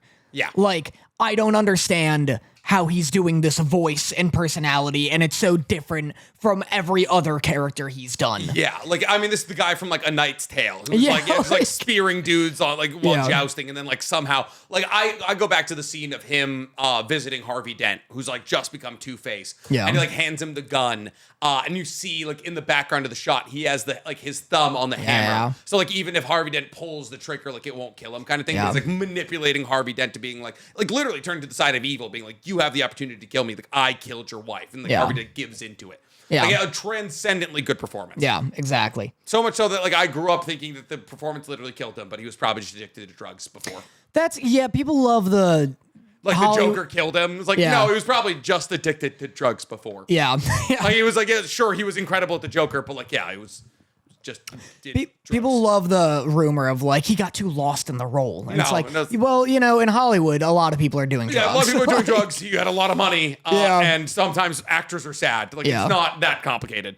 Anyway, what do we have next? We talked Takopis, we talked Dandadan, we got Tubi Hero X. Is that the last the summer one? Hikaru died. No, you're right. You want to talk about the summer Hikaru died? Sure. I have this episode of anime. We're talking episode 3? 4. 4? No, 3. You're right. We're episode 3 of the summer Hikaru died. The litmus test for is an anime good? What do you think it is? First 3 episodes? Well, that is absolutely it. But I'm even more granular. Like, you can literally flip an anime on. It has this. You know it'll be good. It doesn't. You can turn it off. It's gay. Oh, that's a good one, because this one is getting real gay real quick. No, it's do they pipe in the sound of cicadas when they're walking through because the second you hear cicadas in anime, it's good. I go through any anime you've ever watched right now, and if it's like if they're walking through the countryside and they pipe in the sound of cicadas, that's a good anime. Interesting. It's Ghibli. It's this. It's fucking Link Click. If they take the time to pipe in the sound of cicadas, for some reason the artistic direction is going to be incredible. Yeah. I don't know why. They love cicadas. If they love They're cicadas. They're loud. It's almost an attention to detail thing, though. It's like, oh, like what a good way to draw me into like, oh, this being the countryside. Yeah. Like, now I hear it and I feel it. Yeah, I can tell how hot it is. It's like based on the cicadas. I can feel the humidity in my shirt clinging to me when I hear cicadas. Exactly.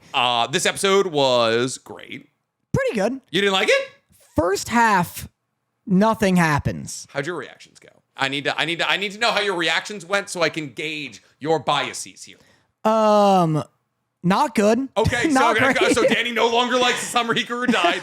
Hate to break it to you guys, it didn't make him schmoonies. No, I had a lot of fun reacting to it though, and I still do love it. I was gonna do a joke, where my first note was nothing happened. Like, 10 minutes in, I was like, nothing happened this whole episode. And then it kept going, and then I was gonna write, like, I can't believe, like, why wouldn't I finish the episode before writing that? Yeah. Like, if it got real crazy. And it does pick up in the latter half. But the first half is a lot of, like, the same, like, moping about of the friend. I keep forgetting his name. Not Hikaru, I know. Died? Yeah, yes, died. Fuck, what is his goddamn name? I know, like, I don't know. I knew it last night. Last night I was like, I'm going to make a mental note to remember this name. God damn it. The summer Hikaru died. I wrote, love that the 9,000 calorie parfait is called the America. With fucking sparklers in it? Yeah, Yoshiki. Yoshiki, yeah. Yes. But yeah, the first half was him kind of moping about, and then the second half gets more into, like, he develops a closer relationship with this, like, medium woman. Yeah. And then towards the end, it gets really interesting because he confronts Hikaru. He snaps at him. Yeah.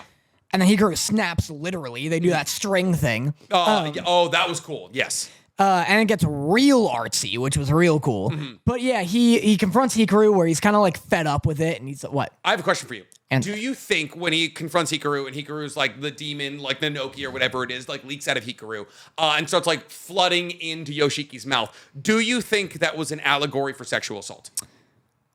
No. You don't think so? I don't think so. So like there's like this whole moment like where he grabs him, right? And like there's like Yoshiki is like he's like, oh my god, he's like flooding inside of me. It's like very much against Yoshiki's like consent.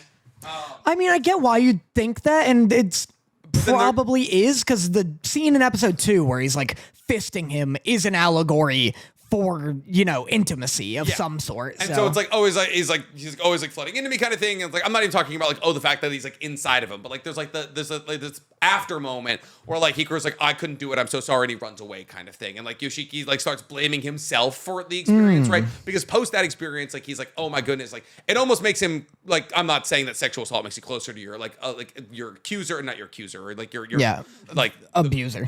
Yeah.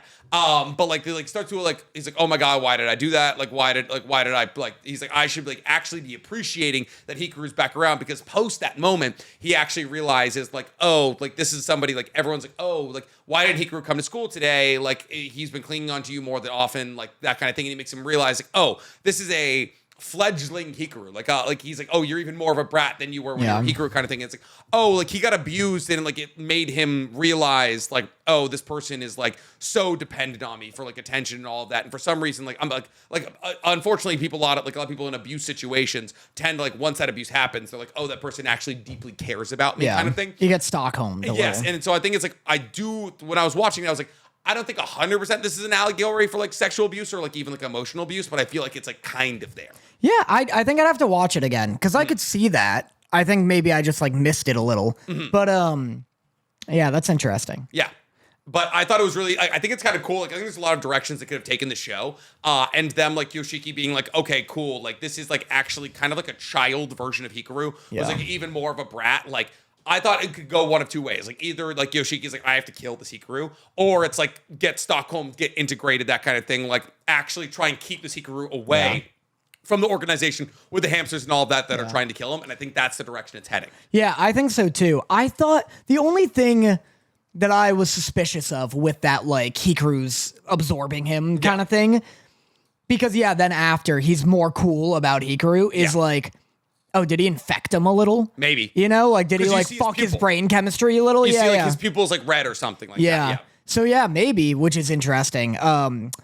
Which I also like. I like the idea of this, like, toxic, complicated, like, gray relationship where it's, like, there's always hostility, and it's this like hostage situation. Because even like, it can never be fully non-toxic and non-hostile. Yeah. Because it started with Hikaru saying, I don't want to have to kill you. Yeah. So it's always under the threat of death. And then, like, there's this moment where, when confronted, like it's very much established that Hikaru, it has, like, a dominational, like, an ability to dominate Yoshiki, like, to, like, hold him to the ground. Like, he leaves marks on his wrist and all that, and he's, like, flooding into him. Like, oh, in that moment, Yoshiki could have died. Well, no, you're right. That's true. I guess maybe I just wasn't looking at it with, like, a discerning enough eye, because there is that shot where it's like POV, you're Yoshiki, and you see his bangs, and it's weird. Yeah. But like, he's like holding Hikaru, and you see his like the mark Hikaru left. Yeah.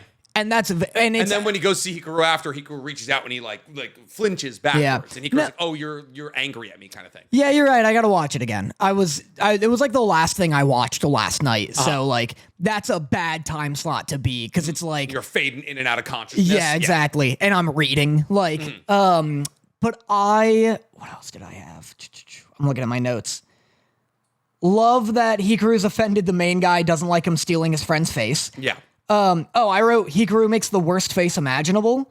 Oh, his silly face? Yeah, it was so funny. That would have got me on. I literally giggled when he did it. I was like, yeah, that would make sense that like he would be upset that didn't work, because it worked on me. Yeah.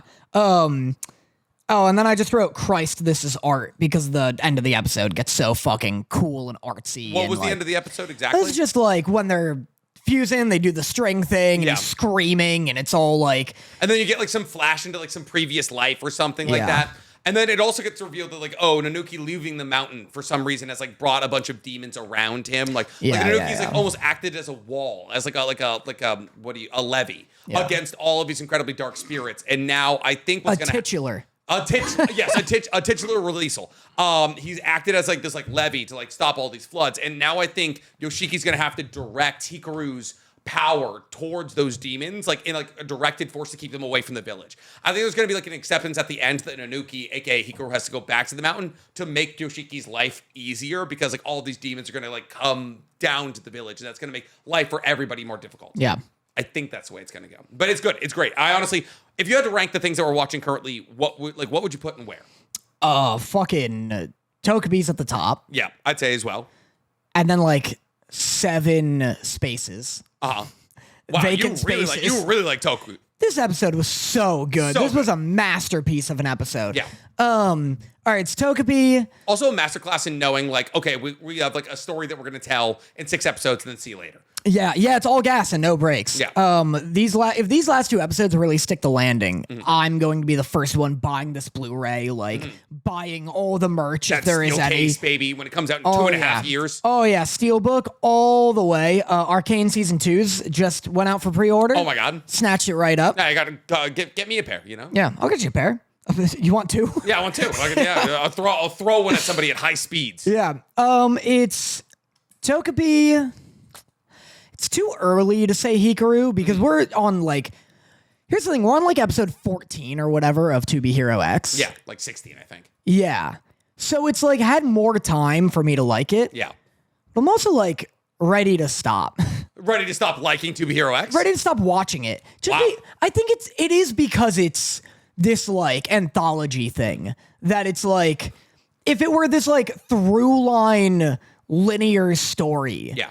It'd be easier for me to be like, to not experience fatigue with it. But because it keeps like stopping and starting, sort of, like I keep having to recalibrate to like, oh, now it's this person's story. Now it's this one. And now we're like back like before Lolly and Queen left for their road trip kind of thing. Yeah. Like the timeline is all like jumbled now too. Yeah, it's less, it doesn't feel like there's like the momentum that like Tokopi has, you know? that's fair. Because every episode at the end of Tokopi, I'm like, I need the next one now. Yeah, I want to see what fucking Kuze is doing in Tokyo, like how she finds her father without Asuma, the only person who's directing her in any positive direction. And To Be Hero X is staying consistently good. There's like some chunks that are better than others, obviously. Yeah. This episode wasn't nearly as good as the first Ghostblade episode. No, I mean, it's mostly just Ghostblade having the inability to text a girl like, hey, I'm your dad. But yeah, that's the thing is I think I just have like To Be Hero X like fatigue. That being said, I guess it is technically number 2. Yeah. So it's Takopi, or Takopi, To Be Hero X, Hikaru, Gachiakuda, Tougen Anki. Oh, and then Dandadan. And Sakamoto Days. Yeah, Sakamoto Days at the bottom. Very bottom, yep. 7 spaces, Sakamoto Days. And then I guess Dandadan goes above Hikaru. Yeah. And I guess above To Be Hero X, because I just really love the characters of Dandadan. Dandadan's awesome. It's just crazy that it's running against such a, like, also a stacked season. Like, Dandadan could get lost in the mix of this, like, very impressive season. It's only gotten lost because I already saw these episodes months ago. Like, once I'm in it, I'll remember that it's currently in this season. The thing that I'm most excited to watch on a week-by-week basis, and I think it's either Dandadan or Gachiakuda. I'm not sure. Like, Gachiakuda not showing up this week does not help it for me. It was so wild that of all the shows that don't get aired this week, it's Gachiakuda because the presidential elections, yet everything else gets a new episode. I don't know why it's just Gachiakuda. Put it on Crunchyroll. Like, even if it doesn't broadcast, telecast it to fucking any of the streaming services. Yeah, it's strange. It's very weird. I guess we could talk about To Be Hero X. I mean, it's not like a crazy episode. It's a big Little Johnny, Big Johnny episode. Yeah. I love the English voice actor for Little Johnny. He's awesome. When they're in the car, it's him and Ghostblade, and he's like, "This is Big Johnny, my son." I was like, this is like a Momo level performance of like the way to hit how Americans or like English speaking people talk about shit. Because like Momo's like they're always using like slang and shit. Why is it? You know what's funny? Voice acting is always done in an American accent. Well, acting is when it's like American shit, it's usually, well, I guess so, because, Right? Because... Like, a character has to be British to have a British accent, which I guess makes sense, but it's just, like, widely, like, obviously, all of the voice-acted characters are American. Yeah, but it's not like... this isn't being broadcast to the UK, and it's not like they are American. Yeah, they're all Japanese. It's just they all happen to have American accents. Yeah, that is interesting. Right? Never really thought of that. Yeah. But so like because of that, like a lot of like when I'm like, oh, cool, like they're nailing how an American would speak because they have an American accent. I think little Johnny he's so great. He's just like, oh, Parenthood. Like this is my son. Yeah. Like I love little Johnny so much. I think about that too, though, when they cast like British actors to play Americans in movies, and I'm like, they should be British. Yeah. Like if it's a movie about just like a guy down on his luck, like trying to make it in like the journalism industry. Yeah. And you cast a Tom Hiddleston. Yeah. Just let him be British. Either make him like, oh, I immigrated as a child, or don't even acknowledge it. Like a British guy can be working in America. Yeah, exactly. It's always weird to me when they're doing that. Like, maybe because it takes you out of it, makes you want them to be British. I don't fucking know. I guess so. It's because like also like they all have such convincing American accents. I'm sure they can do it with like ease. It's still just like I don't know. Like it's one of those things where it's like some type of phobia where Americans are like, what is this other person doing? This goddamn Brit doing? Yeah. I didn't know Nicholas Hoult was British until a day ago. Yeah. I saw him in an interview talking like with like Corn Sweat, and he was like, oh yeah, apparently he also went up to be Superman. Kind of bold move if you're Nicholas Hoult. I love it. I love arrogant move. Very arrogant. Like I get it. I do. Like I would also want to be Superman, but like come on. Yeah. Let's look at ourselves. You're not wide enough. You're too narrow. You're not going from warm bodies to Superman. I'm sorry. That's not like I get that he was Beast, but I'm assuming that was mostly prosthetic. Yeah. And also you're Blue Man, not Superman. But yeah, this episode 2BRX was fun. I guess it was good enough. I don't love Shindig as an antagonist. It was like cool watching Ghostblade cut down DJ Shindig with a fucking steak knife. I guess not the best fight we ever seen in 2BRX. I liked OG Shindig. He had more personality. That was fun. Yeah, but it was kind of cool that fear made his abilities work the same way, but instead of happiness and sadness. Yeah, he turned into a fucking Mistborn character. Why? The rioters? You can riot. Oh, you're right. Soothe. I forgot about the fucking rioters. I was just thinking coins. I was like, what does Yeah. this have to do with magnetic coins? Yeah, exactly. He was just like making everybody really sad, which I guess was cool. But yeah, and besides that, I was like, oh, Queen and Lolly are going to see the alien, and that's about it. I wrote, COVID ruined masks for me. I hate seeing a character now wearing a mask that like I used to have. I guess that's fair. Ghostblade's mask is just that little cloth like black one you 100%. Get at CVS. Yeah, which was like low key the best mask because I love the cloth mask. Yeah, that's way better. I also enjoyed those, but now I see that they have a character in Tougen Anki who's also wearing that, and I'm like, you just look like you ran to Walgreens and picked that up. Like, I mean, like wearing masks has been a part of the culture in like Japan for decades. It's just with characters like Kakashi where it's the like it looks like latex, like you can't even tell what it is, and it's the one that like it's like a gator. It's all the way over, Yeah, that it feels more like a character design or like a costume. The ones that are like ones I can buy at a store. Feel too like. That being said, in Japan they get like the ones that come down on your nose and like curve all the way up. Like ours are like squares here, right? Like our masks are like squares. In Japan they get the really fucking cool ones that go up and turn. Everyone looks so good at them. Yeah. And so like when you were like, I was in Japan during like the end of COVID times and everyone was wearing like those kinds of masks and I was as well. And I was like, everyone looks sick. Because also when you can't see half of somebody's face and you can only see like not like eyes up and hair, everyone's so hot. Yeah. Because like this is where the problems happen. Cheeks down is where the problems happen. Yeah. Like if you have a great jaw, you're attractive. But everyone's got a great jaw with a mask on. For sure. And then when you take it off, it is not as good. Everyone's gua shawed with a mask on. The fuck is gua shawed? Gua shaw is like a thing you do to get a sharper jaw. Oh, you talking mewing? No, it's like a tool. A gua sha is a tool. Brother, you are used to curve your jaw. Guy doesn't even know what mewing is. Mewing is a technique. Mm-hmm. Gua sha is a tool. It's the stone. It's Chinese. I don't think you're saying it right. I could ask Dorothy what it is, and she would. All right, actually, you know what? We're gonna do that. This is the call. This is. You don't even know what I'm talking about. I know exactly what you're talking about. This sponsor. This part is. The sponsor is Dorothy by you to you. This is our call your girlfriend section brought to you by possibly Gua Sha. My phone's just not working. I can't call my wife. Hi, Danny. It's Congresswoman Luz Rivera. For years, conservatives have been clamoring to release the Epstein files. It's a text I got. We're doing more read your emails. Please leave your message for. Oh, okay, yep. So my first call through to Dorothy didn't work, and then she just hung up on me. Well, so she hates you. Yep. She heard you say gua sha. Please leave your Yep. Okay, cool. So I've been blocked by my wife, who is not coming back until Friday. So that's good. That's good news. That's good news. She could have been lying. All right. So we have a new game, Dan. You want to play it? It's a worst case scenario. Yeah, I love the worst case scenario. Okay. So we have another game made here. It is another worst case scenario made by Goots and Such. Oh, wait, no. Hello, Goots and Such. Swanky here. Okay. So Swanky made this game with another game put together with the help of Batman and Nick. This game is worst case scenario discussion. The 7 live action movies are listed, with each having 3 possible worst case scenarios if they were made into anime. Nick and Dan need to decide which is in fact the worst or come up with their own. So thank you to Swanky, who made this alongside Batman and Nick. That's very nice of you guys. So should we get into our worst case scenario game here? Yeah. Yeah. Okay. Before we do that, I'm gonna go pee. Okay. Today, me and Danny are playing another worst case scenario game. But this time, instead of going from anime to live action, we're going from live action to anime.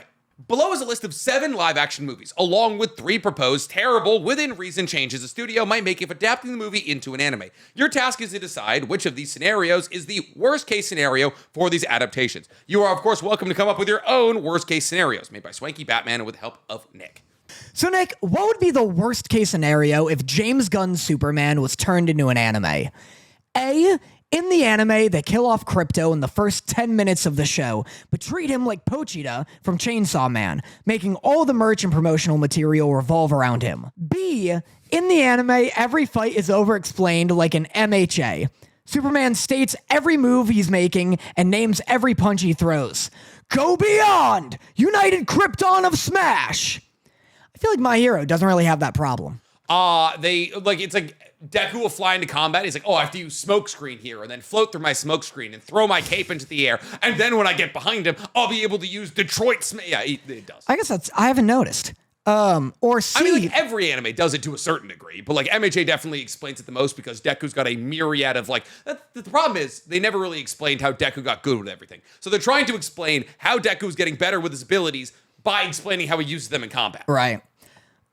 Borf. Or C. In the anime, they go for a darker, grittier Superman, and in doing so, completely butcher the character. With scenes like Superman watching his dad die in a tornado, causing tons of civilian casualties. He couldn't have saved his father from that tornado. There's no way. What are you talking about? If he saved his father from that tornado, well, then his dad would be alive. For sure. And, it's not like Superman moves faster than the human eye is able to depict. Superman could have saved him from that tornado literally just by walking up to him, holding his hand, and then walking away from the tornado. Or he could have just saved him so fast that nobody else would have been able to see what he did. Yeah. And then people would have been like, oh, wow, thank God you survived, considering the fact that Twister, the original Twister, ends with people surviving a tornado by holding on to a rickety steel pipe. I think they could have saved Superman's dad. Yeah. Causing tons of civilian casualties, and maybe at the end, Superman snaps Lex Luthor's neck. Then, this anime generates a rabid, cult-like fan base that hates on all other Supermans. Mm-hmm. What's the worst case scenario? I'm gonna have to go with the worst case scenario. Ooh, so the third one is just the Snyderverse. Considering we both like Man of Steel. Yeah, considering we both like Man of Steel, it's definitely not our worst case scenario here. I'm gonna say in the anime, every fight is over-explained like MHA. Because having Superman have to name all of his punches would be absurd. I did like how Lex Luthor is telling, not Omni-Man. Ultraman, like what punches to throw and all that. That is fun for me.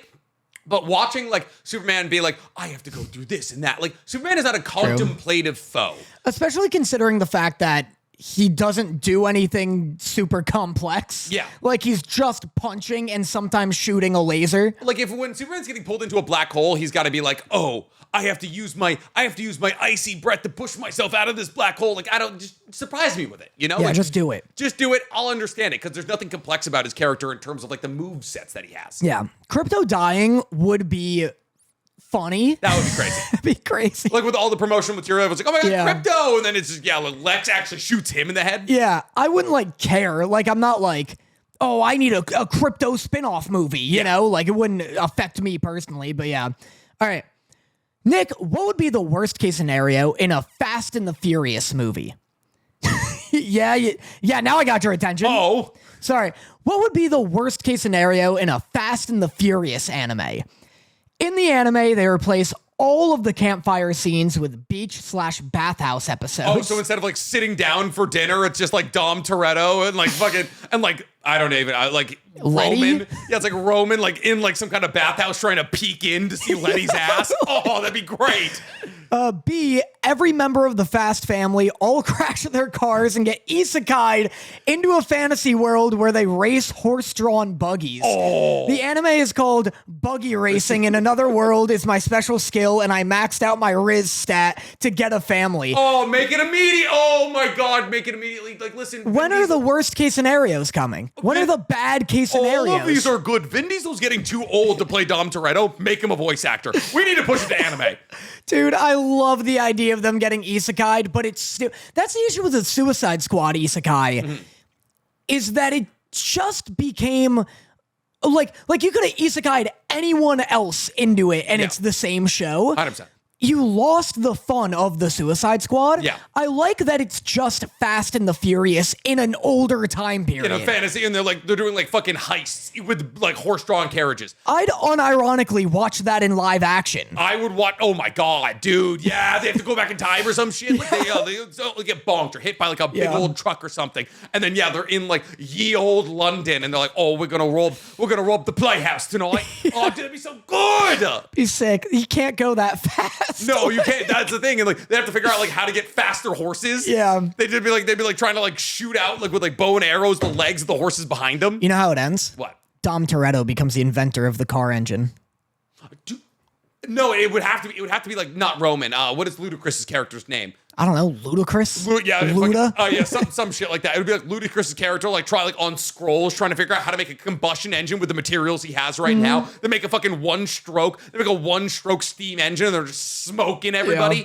Oh, that'd be great. That'd be sick. I love the idea that he like presents it to Dom, and Dom's like, does it drive? And he's like, hey, I just invented the car.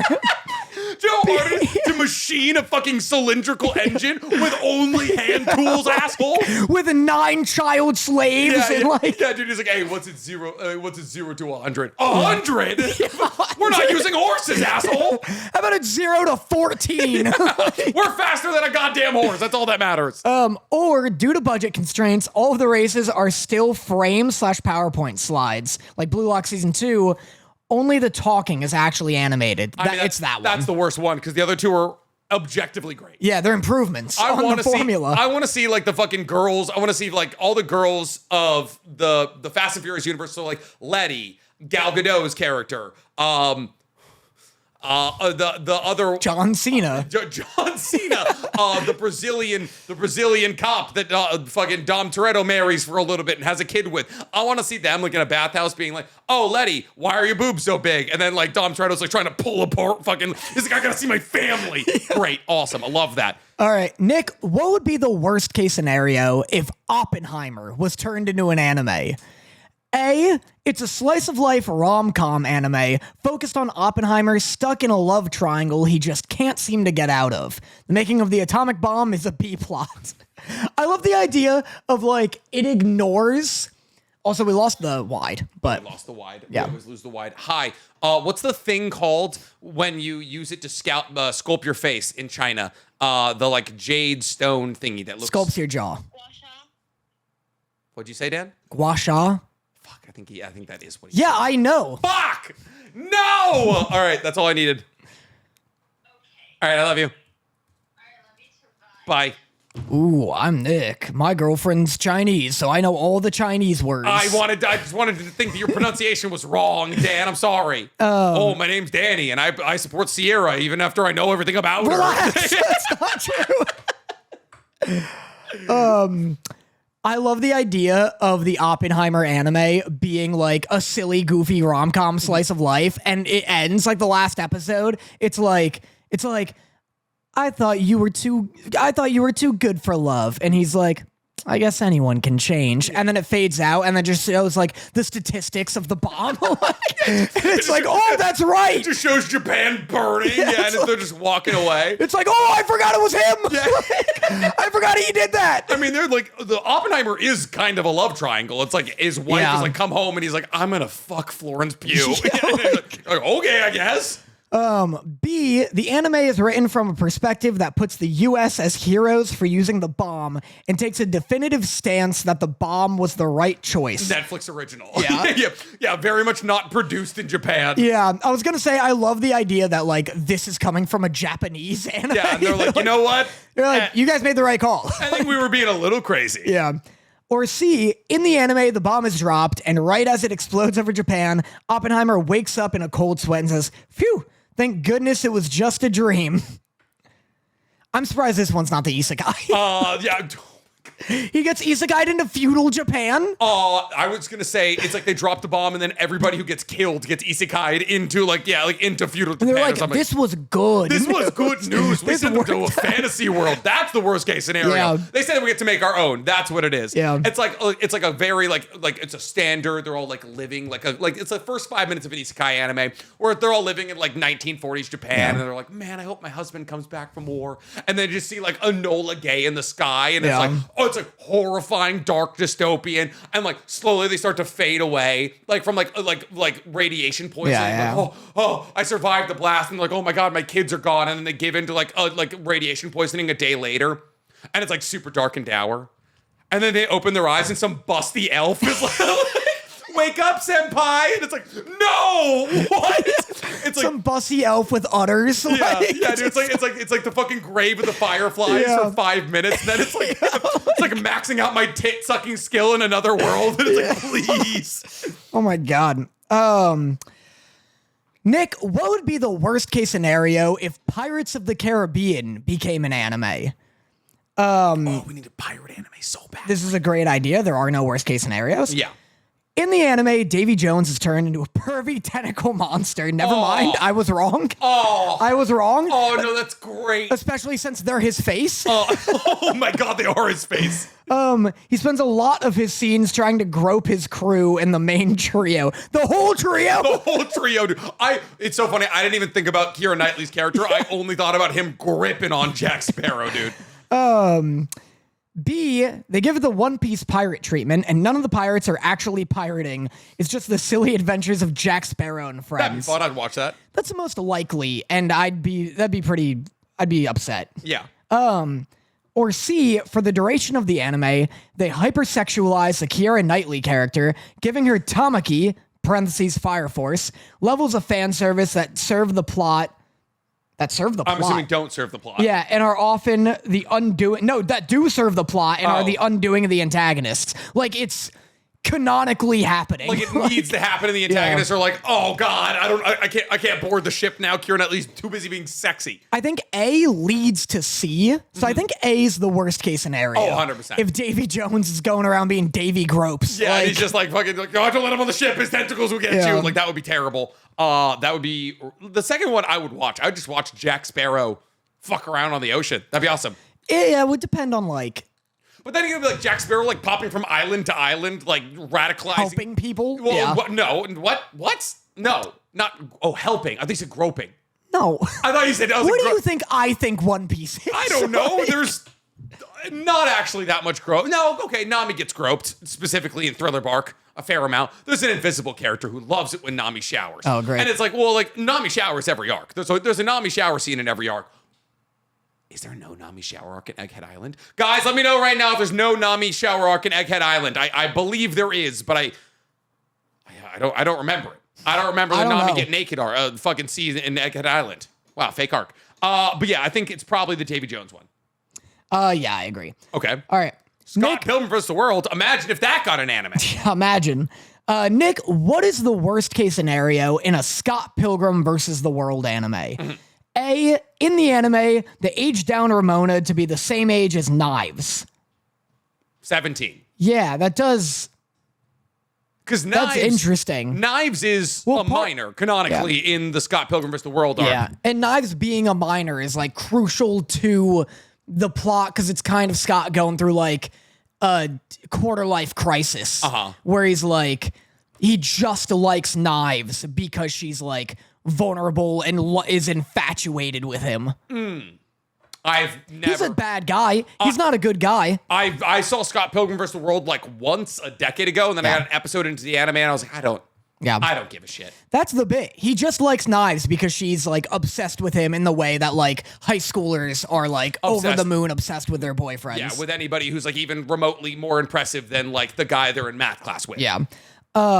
B, rather than defeating the 7 evil X's, Scott has to riz them up and collect the X's as a harem throughout the anime. What a bold choice to turn fucking Scott Pilgrim vs. the World, which is like very, very canonically kind of like a super hetero, cis-leaning story about a guy saving a girl by defeating her fucking evil exes into a BL. He's just gotta make sweet love to Chris Hemsworth. Yeah. Which one? Yeah. Was it Hemsworth? Yeah. No. Evans. That's the one. You're right. You gotta make sweet love to Chris Evans. I'd watch that. Or C, the current anime is the worst case scenario. We didn't watch it. We didn't watch it. I have no idea what happens. I think it's about Ramona, right? Yeah. It's like if Ramona becomes a protagonist, like an alternate universe kind of thing. Gotcha. I guess A, because it fundamentally changes like 100%. Scott's character and doubles his like his fucking pedophilic interest. Yeah. Nick, what would be the worst case scenario for a Star Wars anime? A, Luke and Leia actually end up dating for the entirety of the OG trilogy and don't break up after learning. I love the idea of them like getting like real intimate in the first couple of movies, and then they find out that they have the same father, and they have to be like, sex is pretty good though. Yeah, I've been into this though. Yeah. I think I like it more now. Yeah.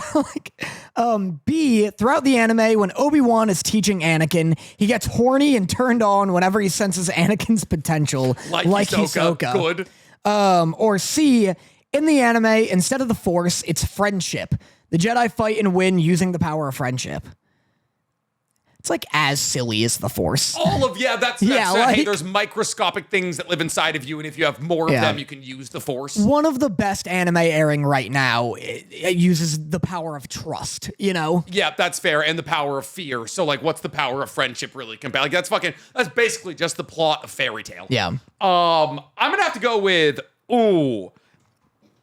probably yeah. I'm gonna go with Obi-Wan. Yeah, probably Obi-Wan. Obi-Wan, listen, I don't know. Listen, when you're running like, Obi-Wan wanting to like kind of fuck Luke, but like, don't worry, he's only attracted to his potential versus Luke has to be with his sister for like 5.5 hours of content. Neither of those are good options. Yeah, no, it's the lesser of evils. Yeah, so I'm gonna go with Luke here, and Obi-Wan having a more tumultuous relationship than they currently have. With Anakin.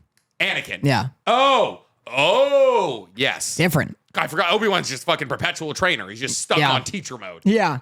All right, Nick, what is the worst case scenario for a Madam Web anime? I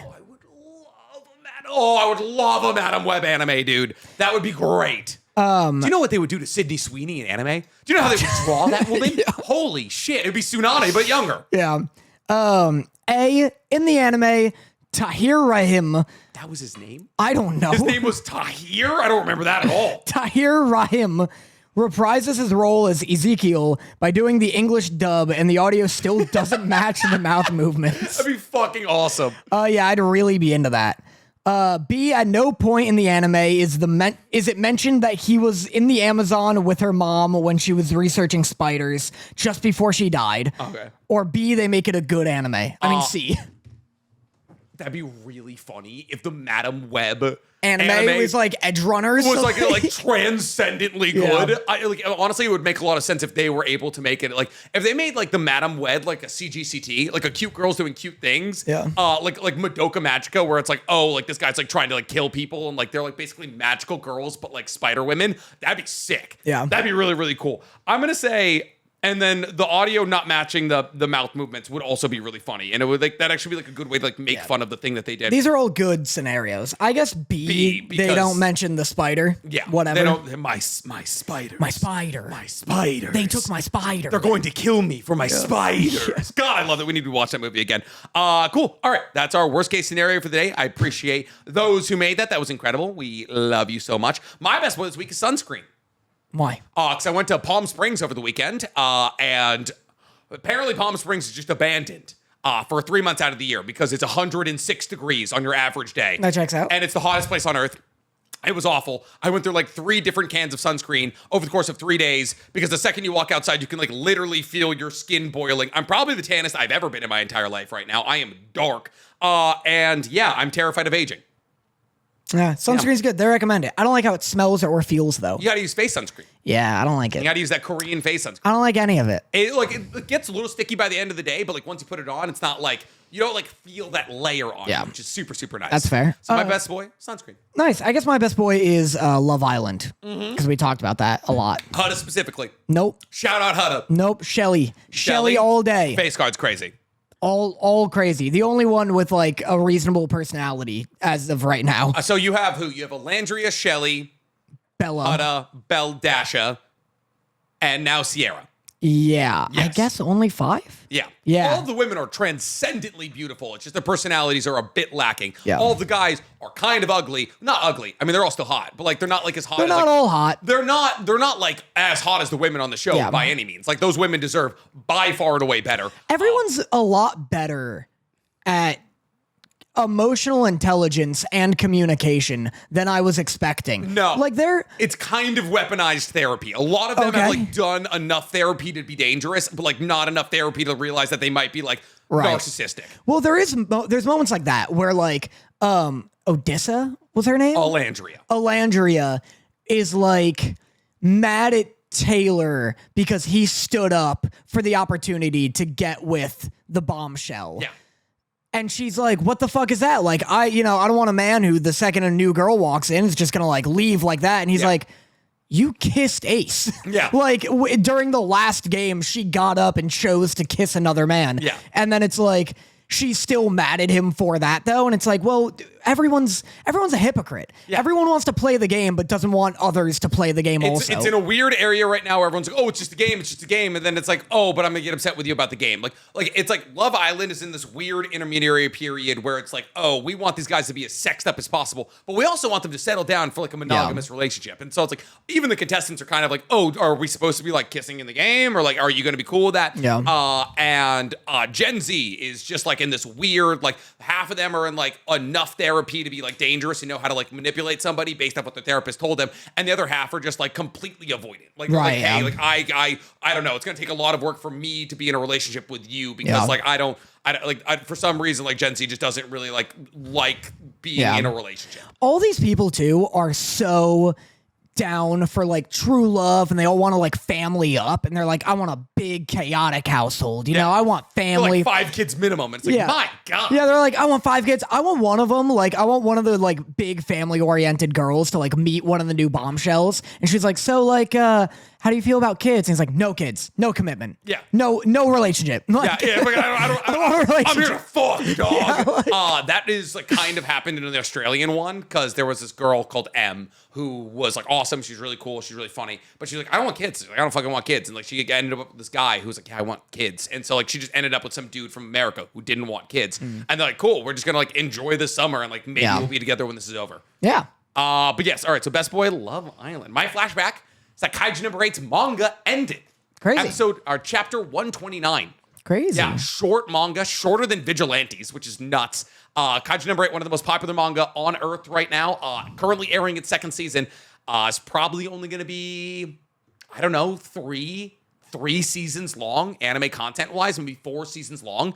And it kind of ushers in this era now where all the most popular manga of the world previously had to be like 400 chapters plus. Like the shortest mega shonen is like MHA, which is like 430 or 70 chapters long. Now it's like ushering this new era of like, hey, we're going to do one big arc and that's all you're getting from us. Yeah. So it's like very similar to Hell's Paradise, also a shorter manga, Vigilante, shorter manga, Kaiju number 8, shorter manga. And so it like raises questions like, oh, are things that are really popular right now, like Dandadan, Kagurabachi, Chainsaw Man, are they going to like more broach into this 400 chapter area or are they going to end around 200? Yeah. Interesting. Yeah. It's interesting too because I don't know a lot of mangaka who have made multiple successful manga. It's just Togashi, Hunter x Hunter, and Yu Yu Hakusho. Yeah. And then it's Soul Eater, Fire Force. True.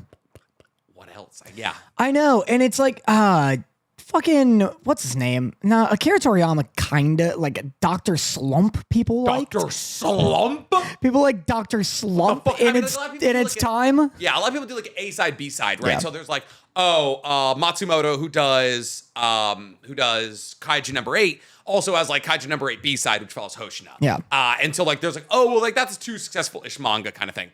That doesn't count. That's the like same IP. Individual IP. Yeah, and so it'd be cool to start seeing that more where like I'd love to see Geke whatever Akatami Make a new manga. make another thing. Yeah. Unfortunately, everyone was really mean to him when JJK ended. Yeah, I don't think he will. There is a gun to my temple Yeah. right now. And everyone was like, but there's a lot of lingering questions from JJK. Yeah. So I wouldn't blame him if he never wrote again. I wouldn't. Yeah. I'd never. He's also probably a millionaire now. Yeah, I'd take my cash and run. But like, it'd be cool to enter this era where like mangaka become like directors in the sense that it's like, ooh, can't wait to see what their next thing is, rather than like, I hope this never ends, you know? Because like, well, so the guy who made Death Note tried to make Platinum End, and then people didn't like Platinum End, right? Man, I really can't think of anything It's about else. angels playing baseball, though. That's not fair to the concept of making new diamonds things. at each other or some shit. That was wild. But yeah. The woman who made FMAB, she made She's working on one now. one Yeah. that you quite like. That got teased. The anime got teased. It's coming. Oh? Yeah, it's Crazy. finally coming. At AX. Really? Yeah, they're like, anime's coming. Oh, wow. But it's, you know, how anime do. Like, all you get is, like, a JPEG of a crow, and they're like, Yeah, they're like, it's hey, coming. yeah, you better look forward to this. Yeah. Hiromu Arakawa. That thing is like hard. I feel like that's because like so many mangaka used to commit themselves to doing 200, 300, 400 chapter mangas. It's like, oh, Togashi didn't get to like fully flesh out Hunter x Hunter, even though it's crazy popular, because Yu Yu Hakusho itself is also like a pretty long manga. Yeah. So like a lot of his like best years. And also mangakas just don't live long. Yeah. Especially like weekly releasing mangakas just don't It's live. exhausting. Do you have any news? Yeah, I sent this to you. I can't believe you didn't bring it up. What? The show Necronomicon and the Cosmic Horror Show got busted for using ChatGPT for their subtitles. So yeah, this is a currently airing anime on Crunchyroll that I think used AI to use it to get its they used German... ChatGPT. Yeah, ChatGPT to get its German subtitles or something like that? Yeah, so yeah, the German subtitles, I believe, literally said, and there are screenshots of it, ChatGPT says, and then colon, what the character is saying. Oh. Like, literally in the subtitle, it That's says, fucking- ChatGPT says. It's not even people being like, I feel like this is kind of AI-ish. Yeah, it's a weird translation. It's literally them copy and pasting, not even just like what ChatGPT says, but the fucking prompt. That's what it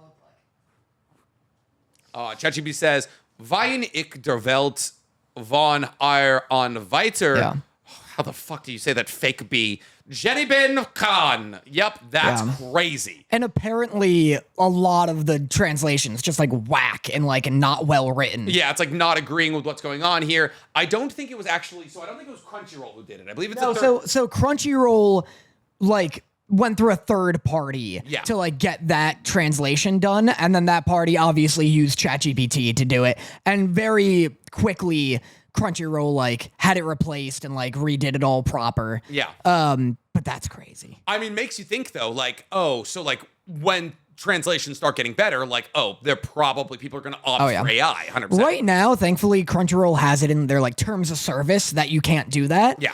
But like no one would have known if ChatGPT wasn't literally in it. You know?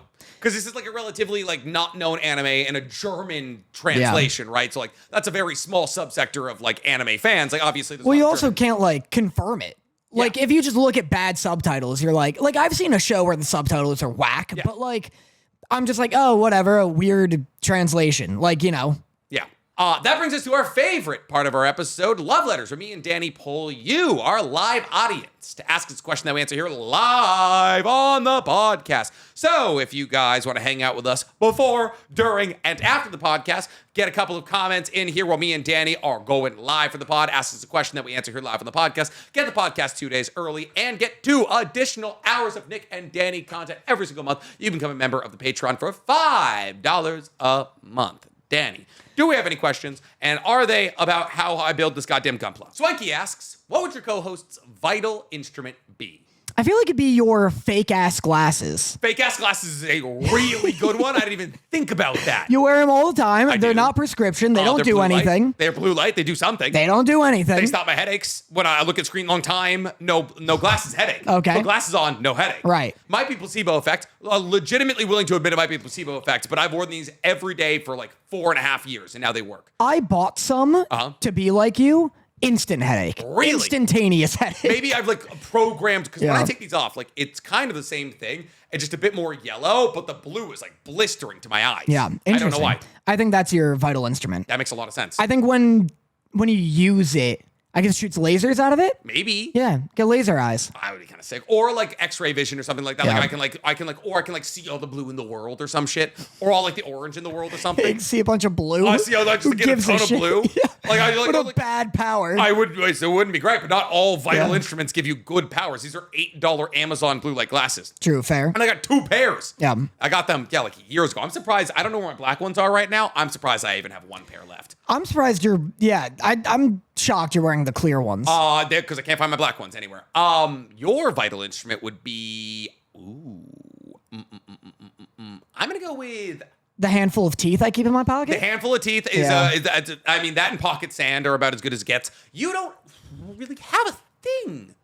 You don't have a thing. No, you know what it'd be? Your vital instrument would be your Gizbot. Yeah, I knew it. I thought so. It'd Yeah. be your Gizbot, and it would turn into a mini little mech. Yeah, that'd And be your Gizbot, awesome. and like it would be kind of cool because you had like 12 different mechs. It'd be like very Bakugan-esque. Yeah. You just roll out your Gizbot and it'd be like fucking pop out, and you'd be able to use them in different orientations to battle. God, I wish I fucking wore one today. The editor's gonna struggle making that TikTok. Yeah, I mean, like, yeah, it's fair. They'll just like you wear it all. Actually, you haven't worn them in a while. Not here. You're on a Gizbot shortage. Yeah, I guess so. What's going on?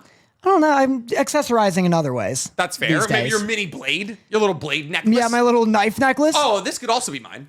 Yeah, I thought about that too. Yeah. I just like I don't know exactly know how a pearl necklace turns into anything. Turns into a big whip. A big like ball based Yeah. whip. That'd be kind of Be sick. cool too, because your necklace is half pearl, half chain, and so I like the idea of one side doing something different. So if you hold it at the chain side, the pearls are like electrified or something. You hold it at the pearl side, Yeah. and the chains are spiked. You Yeah, know? or like the pearls can like come alive or Yeah, something. they come off. They're bombs. That'd be kind of sick.